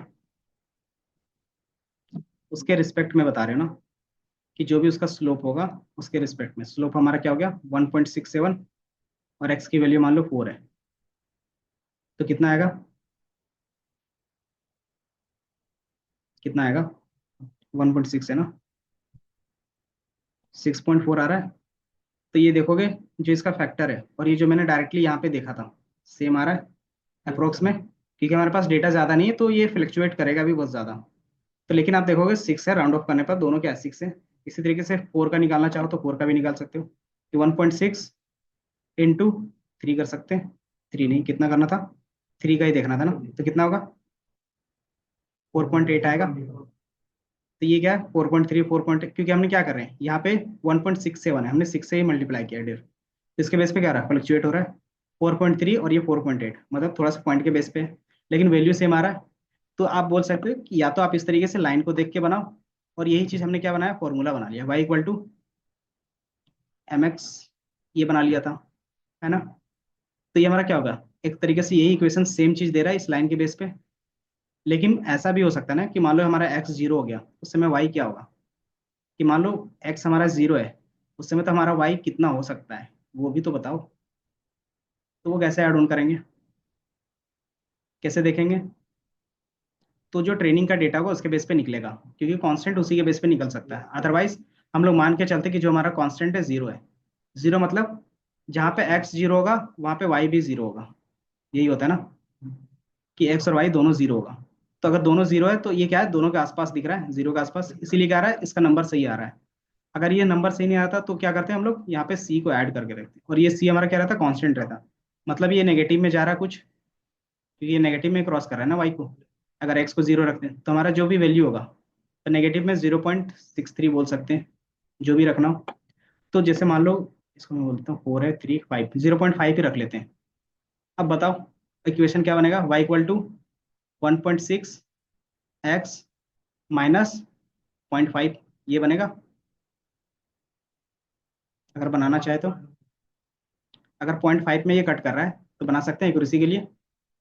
y यहीं पे क्या हो रहा है, x हमारा यहीं पे 0 हो रहा है ना इस वाले पे। अब क्या करो, दोबारा इक्वेशंस में वैल्यू बैठा के देखो, पहला हमने 4 रखा था, तो 1.6 इंटू 4 करेंगे, कितना आएगा,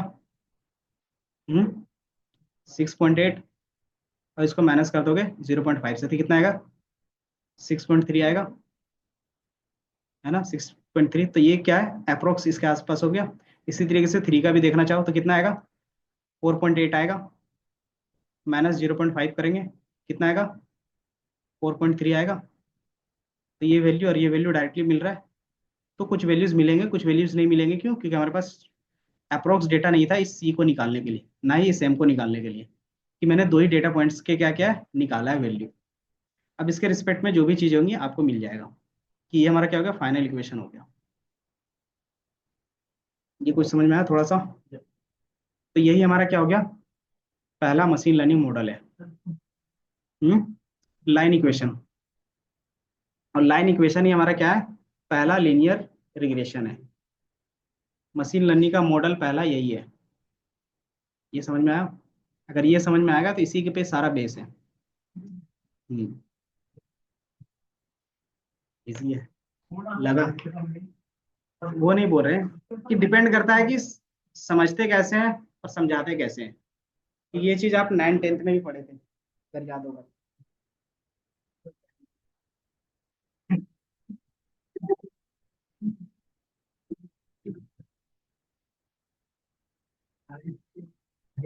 मैंने भी पढ़ा है तो मुझे याद है। हम्म, चलो कोई नहीं। तो ये बेसिक्स लाइन इक्वेशन समझ में आ गया होगा, कैसे काम कर रहा है वो भी समझ में आ रहा है। इक्वेशन कैसे बनता है, मैथ्स में क्या होता है ना कि आप पैटर्न देखो, उसके बेस पे क्या करो, उसको नॉर्मलाइज करते जाओ। मैंने पैटर्न देखा, 2 नंबर के बेस पे उसका रेशियो निकाल रहे, तो जो रेशियो वही स्लोप बन जा रहा था। जैसे हम स्लोप बनाना सीख गए तो अपने आप सारा चीज बन गया, है ना। तो वही चीज हम लोग यहाँ पे भी कर रहे हैं। तो ऐसा नहीं है कि आगे जाके क्या होगा कि हर एक चीज के लिए लाइन इक्वेशन परफेक्ट नहीं होगा, क्योंकि हर एक चीज को लाइन पे दिखाना पॉसिबल है। कुछ डेटा हमारे पास क्या हो सकता है, इस तरीके से भी तो लाई कर सकता है। कुछ डेटा क्या होगा, इस तरीके से भी लाई करेगा। कुछ डेटा इस तरीके से होगा। तो यहाँ पे क्या है कि हम लोग आगे जाके मशीन लर्निंग मॉडल्स को 2 पार्ट में डिवाइड करते थे, पहला लीनियर और दूसरा नॉन लीनियर। लीनियर मतलब जो लाइन के बेस पे सेपरेट किया जा सकता है, तो हम लोग लीनियर में यही इक्वेशन यूज करेंगे। नॉन लीनियर में क्या करेंगे कि सेम लाइन इक्वेशन ही यूज करेंगे, बट उसमें क्या होगा, अलग अलग टेक्निक्स होंगे। तो जो बाय डिफॉल्ट डीप लर्निंग बोलते हैं वो क्या है, लाइन इक्वेशन है। कैसे कि मान लो ये हमारे पास कुछ इस तरीके से लाइन जा रहा है, या फिर किसी भी तरीके से जा रहा है, इसको अगर स्मॉल स्मॉल लाइन में कन्वर्ट कर दें, तो सारा जितना भी छोटा छोटा लाइन बन रहा है वो भी हमारा क्या है, लाइन इक्वेशन पे सॉल्व कर सकते हैं, है ना। कि अगर पैटर्न निकालना हो तो ये स्मॉल लाइंस पे भी क्या कर सकते हैं, हर एक का लाइन इक्वेशन बनेगा, और आपस में सबको क्या करेंगे, जोड़ देंगे, तो उसके बेस पे क्या होगा, कुछ ना कुछ नंबर्स मिलेगा, और वही नंबर हमारा मॉडल बनता है। तो या तो आप क्या करो, इस पूरे लाइन को तो नहीं कर सकते, क्यों, क्योंकि इसके लिए कोई इक्वेशन नहीं है, तो हम इसी लाइन को क्या करें, स्मॉल पार्ट में डिवाइड कर रहे हैं। जैसे ये स्मॉल पार्ट में हमने डिवाइड किया, तो ये क्या बन जा रहा है, एक लीनियर लाइन बन जा रहा है ना। देख रहे हो, ये लीनियर लाइन बन रहा है। बताओ हाँ या ना, तो बताओ कि मान लो आप इस लाइन को, यही जो सीधा जाता है उसको बोलते हैं लीनियर। स्ट्रेट को, जो स्ट्रेट होता है ना सीधा एकदम, उसको बोलते हैं लीनियर लाइन। और ये पूरा लाइन क्या है, नॉन लीनियर है ना। अब इसमें से क्या कर सकते हो, इसको स्मॉल पार्ट में कट करोगे, तो जैसे जैसे कट करोगे ना, तो आपको हर एक कट में देखिएगा एक क्या मिल रहा है, लीनियर लाइन भी मिल रहा है। तो हम इस पूरे प्रॉब्लम को ना सॉल्व करके एक छोटा छोटा यूनिट में सॉल्व करेंगे। क्यों करेंगे, क्योंकि हर एक छोटे यूनिट का हमें इक्वेशन पता है। इस छोटे यूनिट का इक्वेशन पता है, इस छोटे इक्वेशन का पता है, इसका पता है। तो सबका क्या होता है, लाइन इक्वेशन ही होगा अगर देखोगे तो, है ना। अब इसमें कितना टुकड़ा करेंगे, वही रहता है एक्सपेरिमेंट पार्ट। ठीक है। तो ये क्या हो गया, इतना आपने डिवाइड किया इसको। अब इसमें से हर एक देखोगे ना लाइन इक्वेशन है, हर एक लाइन इक्वेशन हो गया। अब इस हर एक इक्वेशन को क्या करोगे, सॉल्व करोगे, और उसके बेस पे क्या करोगे, वैल्यू निकालोगे। और जो वैल्यू होगा वही हमारा क्या होगा, रियल पे मॉडल होगा। क्या हो गया,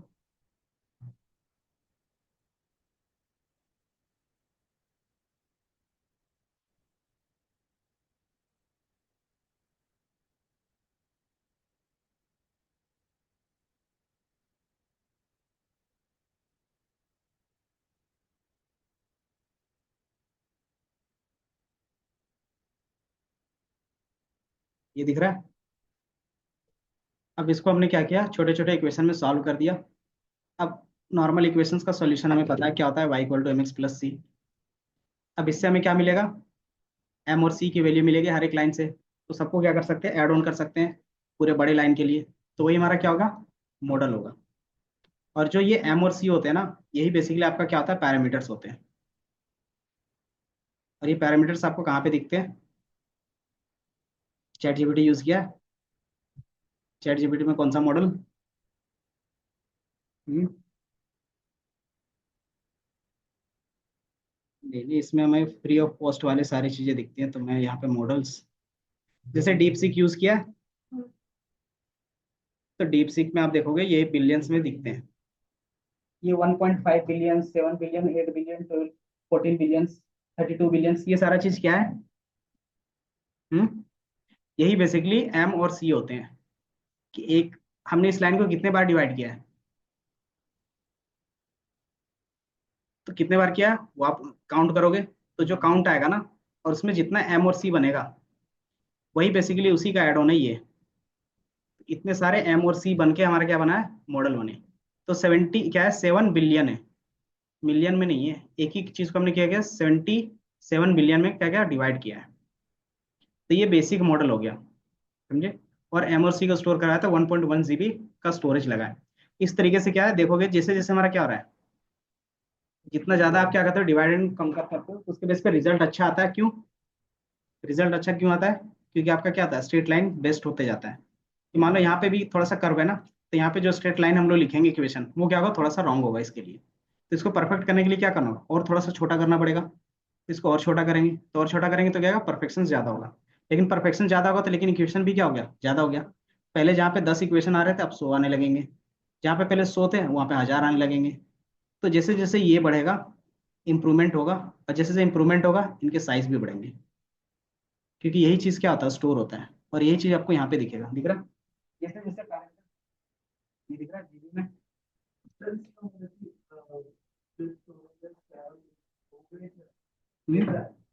7 बिलियन उसके पास क्या है, वेट और बायस है। मतलब क्या बोल सकते हैं, एम और सी है इतना सारा।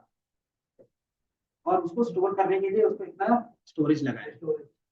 जैसे आप कोई भी इक्वेशन सॉल्व करते हो, कोई भी वेरिएबल, तो 1 बाइट 2 बाइट लेता है।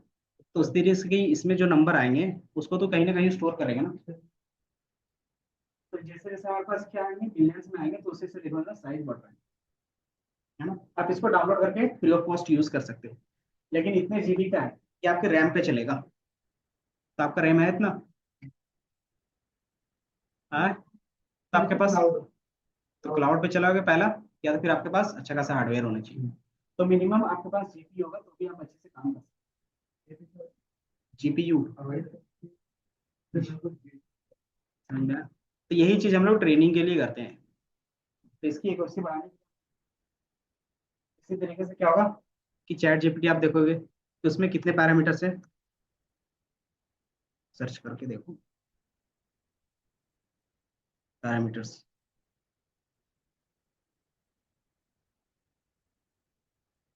ठीक है।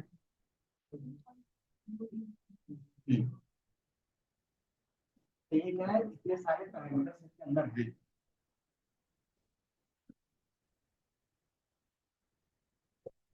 इसीलिए एक जीपीटी मॉडल्स को चलाने के लिए आपका पूरा पावर हाउस लगता है, समझे। जितना दिल्ली में आपका यूज होता है ना, उतना ये जीपीटी अकेले यूज करता है डेली का, रन होने के लिए। तो इसका एडवांटेज भी है, ये आदमी की तरह सोचेगा, लेकिन बिजली बहुत ज्यादा खाएगा, समझे।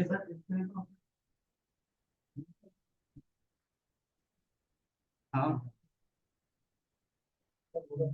इसीलिए चैट जीपीटी, हाँ। तो जैसे अगर आपको फ्री में यूज करना है इन चीजों को, तो आप यूज कर सकते हो यहाँ से। ये दिख रहा है, इसमें मॉडल से ये फ्री ऑफ कॉस्ट है, कि आप कोई भी इसका बंदा यूज कर सकता है। लेकिन यूज करने के लिए आपको इसको डाउनलोड करके अपने सिस्टम में चलाना होगा। तो फ्री में चला रहे हो तो आपका कॉस्ट जाएगा ना, आपका सिस्टम चलेगा तो आपका बिजली जाएगा, आपका रिसोर्स यूज होगा। तो वो भी तो कुछ ना कुछ पैसा लगा ना उसमें भी। तो या तो आप अपने खुद का सिस्टम बनाओ, या तो फिर ऑनलाइन पे। यही चीज आप क्या करते हो, जिस तरीके से यहाँ पे होस्ट करते हो, क्लाउड पे भी होस्ट करोगे। तो ये सारा चीज आप बनाते हो। हम्म। क्या चीज?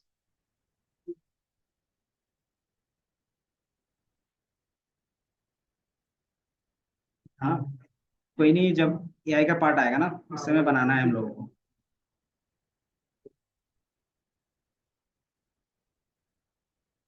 नहीं तो बेसिक वर्जन बनाएंगे। जैसे अगर इसका यूज करेंगे ना, तो हार्डली टू हार्डली 7 बिलियन तक जाएंगे, नहीं। क्योंकि मिनिमम आपके पास ना, इससे ज्यादा चाहोगे तो जीपीयू होना चाहिए, या फिर टीपीयू। तो यही चीज हमें प्रोवाइड करता है कौन, कोलैब। कोलैब यूज किया है? कितना जीपीयू कितना रैम देता है? रैम 16 GB का क्या देता है आपको, रैम 32 GB का रैम देता है, और 16 GB का जीपीयू देता है। हाँ, तो आप इसमें रन कर सकते हो। लेकिन ये क्या होता है, सेशन वाइज चलता है। कि इसमें अगर इसका लिमिट है 1000 यूजर, तो 1000 यूजर जब तक यहाँ से एक भी यूजर नहीं निकलेगा, तब तक आप यूज नहीं कर सकते। तो ये कनेक्टिंग करता रहेगा, जैसे कनेक्ट होगा तो आपको यहाँ पे रिसोर्स दिखेंगे, दिख रहा है कि सिस्टम रैम है और डिस्क है।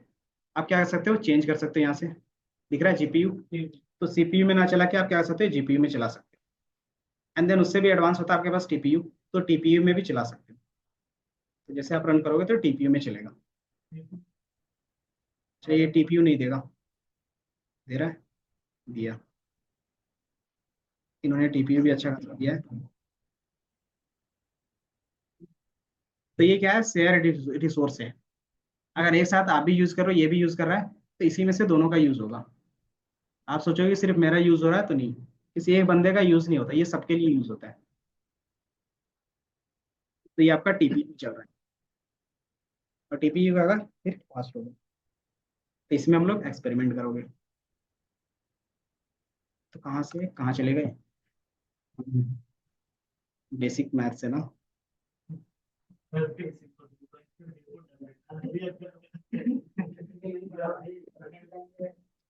सिंपल सी बात है, mean median mode standard deviations. Standard deviations क्यों निकाल रहे थे वो पता चला, उसमें हमारा नॉर्मल डिस्ट्रीब्यूशन होना चाहिए।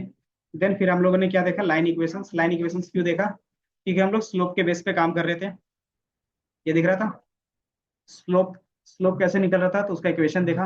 और वही इक्वेशन हमारा क्या है, डीप लर्निंग में यूज हो रहा है। और डीप लर्निंग में वही चीज हमारा क्या हो रहा है, एम और सी की वैल्यू क्या कहला रही है, पैरामीटर्स कहला रही है।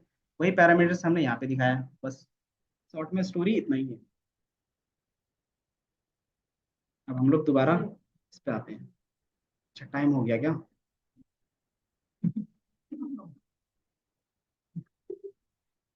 अच्छा कोई नहीं, तो इतना तो देख लेंगे अभी, बेसिक्स जो जो पॉइंट्स था ना, ओवरव्यू हमने देख लिया। 10-15 मिनट तो ओवरव्यू देख लिया था, इन्फो यहाँ तक हमने देखा था। क्या हो गया, नहीं कहीं से सुनाई दिया, दिमाग खराब हो गया।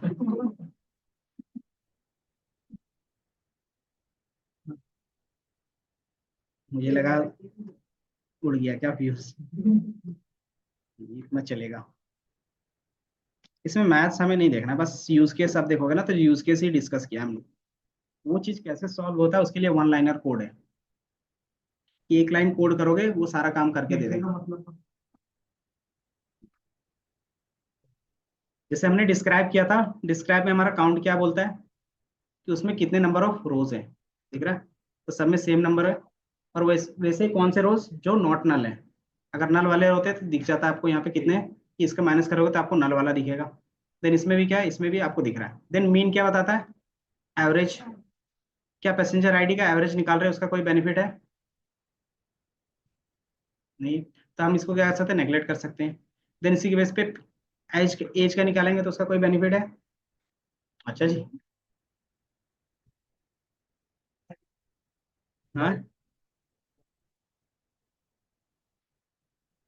कि एवरेज एज क्या चल रहा है उस बोट में, कितने लोग हैं, जिसका क्या है एवरेज एज, क्या है एवरेज मतलब मैक्सिमम लोग किस ग्रुप में आ रहे हैं, तो 29 के आसपास आ रहे हैं। देन सिबलिंग्स उसके साथ जा रहे हैं, PR. Then fair, average price क्या चल रहा है हर एक बंदे का, तो $32 का चल रहा है।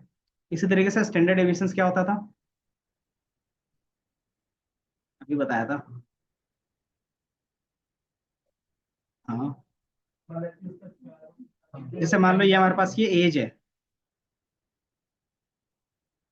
अब इसका अगर हम लोग बाय डिफॉल्ट मान के चलते हैं, ये क्या नॉर्मल डिस्ट्रीब्यूटेड है, ठीक है। अब इसमें जो एवरेज होगा वो कितना होगा, 29, मतलब 30 ले लेते हैं ना। अब इसमें स्टैंडर्ड डेविएशंस की वैल्यू क्या है, 14 है। तो फर्स्ट स्टैंडर्ड डेविएशंस की वैल्यू कितनी आएगी बताओ, फर्स्ट स्टैंडर्ड डेविएशंस की वैल्यू कितनी आएगी। मान लो 15 मान लेते हैं, तो 15 प्लस करोगे, 15 माइनस करोगे तो कितना होगा, 45। और इसका कितना होगा, 15 आएगा। तो जितने भी लोग थे, मान लो कि 1000 लोग हैं, उसमें से हमारे पास क्या है, 68, 6.8 के जो एज ग्रुप है वो कितना है, 15 से लेके 45 साल के हैं। कि 60% डेटा जो हमारे पास है उसमें जो पैसेंजर है उसका एज ग्रुप क्या है, 15 से लेके 45 साल के बीच में है। तो ये इससे हमें आइडिया लग जाता है बस, कि हमारा कौन सा एज ग्रुप में कितने लोग हैं, है ना। इससे आप क्या कर सकते हो, अगर एक और स्टैंडर्ड डेविएशन यूज करोगे तो 99% आ जाएगा, मतलब 97, देन 99, इस तरीके से चलेगा, है ना। तो इसका ये यूज कैसे करा, मिनिमम पता है, ये क्या बताएगा कि उसमें से मिनिमम एज कौन सा है, तो 4 महीने का भी कोई बच्चा है जो ट्रैवल कर रहा है। देन हमारे पास क्या मैक्सिमम, तो मैक्सिमम 80 साल का भी है। देन हमारे पास क्या है, ये परसेंटाइल है। परसेंटाइल बेसिकली क्या होता था? हम्म, बताओ। ग्रेजुएशन किया है, 12th किया है, सब में परसेंटाइल रहता है ना। हम्म, बताओ क्या होता था। जैसे 25 परसेंटाइल है, इसका मतलब क्या हो गया? चलो ये ठीक है, ये 20 है, तो बताओ।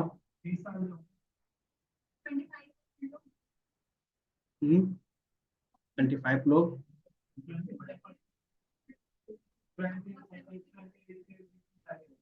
परसेंटाइल का मतलब,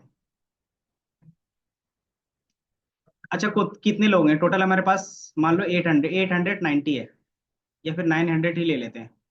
टोटल हमारे पास 900 पैसेंजर है। अब इसमें से कितने पैसेंजर है? काउंट नंबर्स बताओ नंबर में। कि 20 है, परसेंटाइल कितना निकलेगा?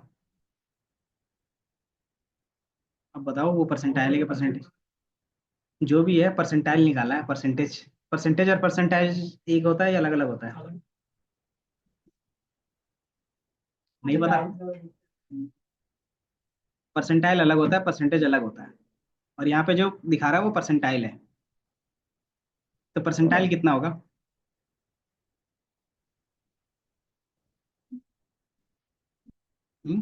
परसेंटाइल बेसिकली मीनिंग होता है कि जितना भी आपके पास डेटा होगा, उसमें से आप 25, अगर आपके पास बोला कि आप क्या कितना लाए हो, 25 परसेंटाइल लाए हो, तो जितने लोगों ने भी एग्जाम दिया होगा, आप 25 बंदों से क्या होगे, आगे होगे। अगर मान लो कि 100 बंदों ने एग्जाम दिया है, तो आपका जो रैंक बनेगा वो 25 का बनेगा। क्यों? कि आप 25 बंदों से आगे हो।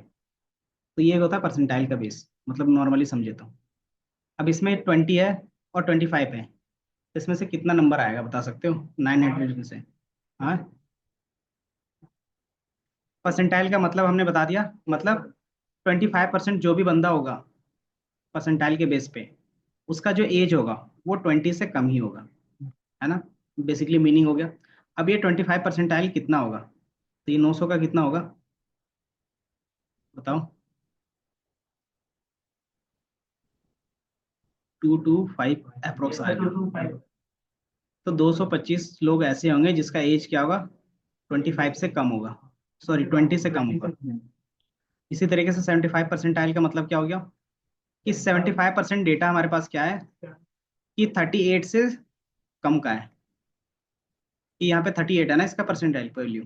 तो हमारे पास 75% जो भी डेटा होगा, उसका जो एज ग्रुप होगा वो क्या होगा, 38 से कम होगा। तो 75 कितना निकलेगा, अप्रोक्स 700, 775, नहीं 600 समथिंग निकलेगा, क्योंकि 900 डेटा है ना। तो 600 डेटा ऐसा होगा जिसका एज ग्रुप क्या होगा, 38 से कम होगा। तो इससे ये आइडिया लगता है कि 38 से एज ग्रुप से कम कितने लोग हैं, तो अप्रोक्स 680 लोग हैं, जो क्या है इससे कम है। बाकी मैक्स में क्या है कि मैक्सिमम उसका बता रहा है। तो ये सिर्फ आप देखोगे ना, तो सिर्फ नंबर वाले कॉलम्स का है। इसके साथ हमारे पास कौन कौन से कॉलम थे? ऑब्जेक्ट का भी था। ऑब्जेक्ट का भी क्या था, डेटा। इसका हमें नहीं दिख रहा है। क्यों नहीं दिख रहा? क्योंकि स्ट्रिंग में हम लोग mean, median, mode, standard deviation calculate नहीं कर सकते। तो स्ट्रिंग का हम लोग क्या कैलकुलेट कर सकते हैं, ये बताओ। काउंट कर सकते थे, और उसमें कितने यूनिक वैल्यूज है ये कर सकते हैं। तो इसके लिए भी हमारे पास क्या आता है, सेम फंक्शंस के अंदर आप इसका डेटा टाइप सिर्फ मेंशन करोगे। इसको मैं कॉपी करता हूँ, और इसके अंदर क्या करते हैं, इंक्लूड कर लेते हैं। इंक्लूड करना है किस डेटा टाइप को, ऑब्जेक्ट डेटा टाइप। तो कैपिटल ओ, या फिर आप स्मॉल में पूरा ऑब्जेक्ट लिख सकते हैं। तो हमारे पास नेम, सेक्स, टिकट्स, कैबिन और एम्बार्क्ड का कॉलम आ रहा है। ये बाय डिफॉल्ट क्यों आ रहा है, क्योंकि ये क्या है, टेक्स्ट डेटा टाइप है। तो कितने इसमें वैल्यूज हैं, 891 है, इसमें भी 891 है, इसमें क्या है 889, मतलब दो वैल्यू मिसिंग है। देन यूनिक वैल्यू कितने हैं, तो सारे नेम में यूनिक है। देन इसमें कितने हैं, तो इसमें मेल और फीमेल है, मतलब दो ही यूनिक वैल्यूज है। इसमें इसी तरीके से क्या है, सब में यूनिक वैल्यूज कितने हैं वो दिखा रहा है। देन टॉप का मतलब क्या हो गया, पहला रो। जो पहला रो का वैल्यू है वो क्या है, तो आपको यहाँ पे दिखेगा। अब उसी पहला रो कितने टाइम्स रिपीट कर रहा है वो बताएगा। ये हैरिस कितने टाइम रिपीट कर रहा है, तो 1 टाइम, मतलब ये सिंगल है। मेल कितने टाइम रिपीट कर रहा है, तो 577 के टाइम्स। ये टिकट नंबर है, ये कितने टाइम रिपीट किया है, 7। एक टिकट मल्टीपल टाइम्स हो सकता है, टिकट नंबर नहीं हो सकता। अगर एक जो अपनी फैमिली के साथ गया है, सबका टिकट एक ही में कटवाया तो वही है ना इसका। ऐसा भी हो सकता है। फिर हमारे पास क्या है, कैबिन। तो सेम हमारे पास क्या है, ये कैबिन 4 टाइम्स रिपीट हुआ है, मतलब एक कैबिन में क्या है, अलग अलग लोगों को मिला हो। देन ये क्या है, इम्बार्क्ड। इम्बार्क्ड का मतलब क्या हो गया, जहां से वो डिपार्ट कर रहे हैं, मतलब स्टार्टिंग कर रहे हैं। तो ये हमारा क्या हो गया, एस। तो एस कितने टाइम रिपीट हो रहा है, 644। अगर मुझे क्या करना है, नंबर्स और ऑब्जेक्ट दोनों को एक साथ इंक्लूड रखना है, तो क्या लिख सकते हो, सेम चीज लिखोगे और वहां पे क्या करोगे, ओ की जगह पे ऑल कर दोगे। तो यहाँ पे क्या होता है, ऑल का, कि जितना भी डेटा टाइप है सबको इंक्लूड कर लो। तो जस्ट क्या होगा, जहाँ पे वो वैल्यू नहीं दिखेगा वहां पे क्या दिखेगा, एन एन दिखेगा। ये समझ में आया। बाय डिफॉल्ट नंबर्स वाले होते हैं, कि बाय डिफॉल्ट स्टैटिस्टिकल समरी मिलता है of the data of statistical data, ये बोल सकते हो numerical data.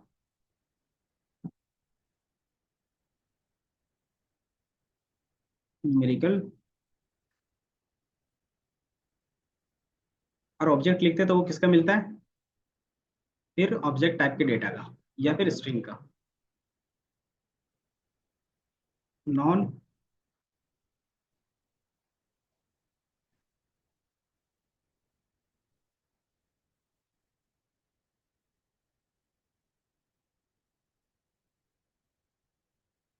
Non numerical data.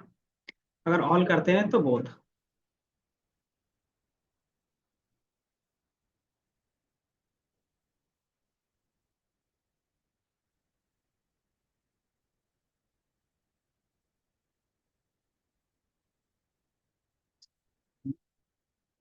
आज का क्लास इतना ही रखेंगे।